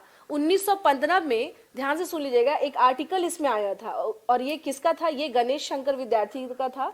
और इसका जो यहाँ पे इसको थोड़ा सा क्या करिएगा, 1915 में एक आलेख छपा था, एक आलेख छपा था। और ये आलेख क्या था कि हाँ, गणेश शंकर विद्यार्थी का ये जो था प्रताप, जो मैगजीन में बता रही हूँ, ये किसका था? ये था गणेश शंकर विद्यार्थी का। किसका था? गणेश शंकर विद्यार्थी का। किसका था ये? गणेश शंकर विद्यार्थी का था ये, ठीक है ना। अच्छा जी, अच्छा, चलिए ठीक है। यहाँ जाइए, एक मैगजीन आई थी जिसका नाम क्या था? प्रताप नाम था। और ये किसके द्वारा निकाला जाता था? गणेश शंकर विद्यार्थी इसके मेन एडिटर हुआ करते थे। और इन्होंने जनवरी 1915 में एक ये आर्टिकल इन्होंने लिखा था। उस आर्टिकल वो क्या हुआ था? काफी फेमस हुआ था, ठीक है ना। उस आर्टिकल का नाम क्या था? चंपारण में अंधेरा। चंपारण में अंधेरा, इस आर्टिकल का नाम क्या था? चंपारण में अंधेरा, ठीक है। चंपारण में अंधेरा, ये किसके द्वारा आर्टिकल लाया गया था? गणेश शंकर विद्यार्थी, 1915 में। ये ध्यान रखिएगा, कब आया था ये? 1915 में। 1915 में, 1915 में। तो ये आलेख क्या था? चंपारण में अंधेरा। राजकुमार शुक्ल जो यहीं के रहने वाले थे, इन्होंने कई बार कोशिश किया कि इसके अगेंस्ट जाकर के पुलिस स्टेशन में रपट करें या लोगों को बताएं, बट उल्टा क्या होता था, इन्हीं के साथ क्या होता था, कई बार इन्हें ही उसके बदले में क्या किया गया, इनसे एक तरह से इन्हीं से रिवेंज ले लिया गया, क्योंकि ब्रिटिश की ही क्या है, सरकार है। तो फाइनली राजकुमार शुक्ल को पता चला कि जो गांधी जी हैं, जो ऑलरेडी साउथ अफ्रीका में एक सफल आंदोलन चला करके आए हैं, वहाँ नस्लीय भेद जो हुआ करता था गोरे और काले का, तो वहाँ पर प्रॉपर वो क्या रहे थे, काफ़ी सक्सेसफुल रहे थे। तो जब गांधी जी को जब इन लोगों को पता चला कि ये वहाँ पहुँच रहे हैं, तो ये लोग भी कहाँ पहुँचे? ये लोग पहुँचे लखनऊ। और वहाँ पहुँच करके इन लोगों ने क्या किया? किससे मुलाकात की? गांधी जी से मुलाकात की। वहाँ पहुँच कर किससे मुलाकात की? गांधी जी से इन लोगों ने मुलाकात की, ठीक है ना। तो इस अधिवेशन में, यानी कि कांग्रेस का जो लखनऊ अधिवेशन, अगर आपका कभी क्वेश्चन आ जाए कि राजकुमार शुक्ल गांधी जी से कहाँ मिले थे, तो ये लोग कहाँ मिले थे? कांग्रेस के लखनऊ अधिवेशन में। कांग्रेस के लखनऊ अधिवेशन में, लखनऊ अधिवेशन में, ठीक है ना। ये कहाँ मिले थे? कांग्रेस के लखनऊ अधिवेशन में। अब आते हैं कि इसका जो टाइम था, यानी कि ये अधिवेशन जो है ये कब हुआ था। चलिए, अच्छी बात है कि आप चंपारण से हैं। 26 से 30 दिसंबर 1916, 26 से 30 दिसंबर 1916, 1916, ठीक है। अब यहाँ पे क्या था कि जो राजकुमार शुक्ल है, ये इनके साथ एक पूरी टीम गई थी। टीम इन द सेंस कि कौन कौन से लोग पहुंचे थे इनके साथ में जो इस पे बात करने के लिए गए थे। आ जाइए, कौन कौन से लोग थे। तो राजकुमार शुक्ल, अगर इसमें दिक्कत आ रहा हो तो आप यहाँ पे कर लीजिएगा कि गांधी जी से जिन लोगों ने मुलाकात की थी, गांधी जी से मुलाकात यानी कि जो मीटिंग विथ गांधी जी अगर कहा जाए कि कौन कौन से लोग मिले थे गांधी जी से, who met with Gandhi ji, तो हम लोग क्या देखते हैं इसमें कौन कौन लोग थे। यानी मुलाकात इन द सेंस इनको एक तरह से इनविटेशन देना, इनको एक तरीके से क्या था, इनविटेशन देना, और जो एक्चुअल सिचुएशन ऑफ चंपारण है उससे अवगत कराना, और जो एक्चुअल सिचुएशन ऑफ चंपारण जो है उससे क्या करना ना, अवगत कराना, यानी जो चंपारण की यथा स्थिति, इसको कहते हैं एक्चुअल सिचुएशन का मतलब होता है जो यथा स्थिति, जो स्थिति थी उस टाइम पर, है ना, वो स्थिति से अवगत कराना। तो इसमें जो मुलाकात कितने लोगों ने की थी, यानी कि कौन कौन से लोग थे। तो पहले तो हो गए राजकुमार शुक्ल, ठीक है। दूसरे पे अगर हम लोग आ जाएंगे यहाँ पर तो पीर मोहम्मद यूनुस,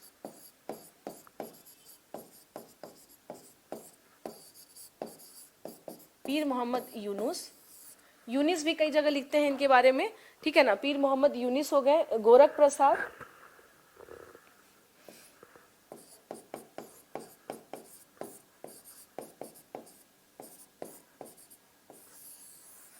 प्रसाद, उसके बाद आ जाइए एक लीडर का नाम मैं बार बार आप लोगों को बोलती रहती हूँ, ब्रज किशोर प्रसाद, वो भी क्या है, काफी फेमस है, जिससे आपको क्या करना होगा, थोड़ा सा ध्यान रखना होगा। गोरख प्रसाद हो गया।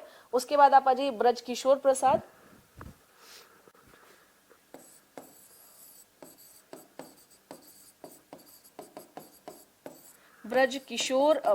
हो गए। और रामदयालु साहू, और कौन है, राम दयालु साहू, ठीक है। तो ये लोग क्या थे, मेंबर थे, जिन लोगों ने क्या की थी, मुलाकात की थी। किससे मिले थे ये, गांधी जी से मिले थे। किससे मिले थे ये, गांधी जी से। They met with Gandhi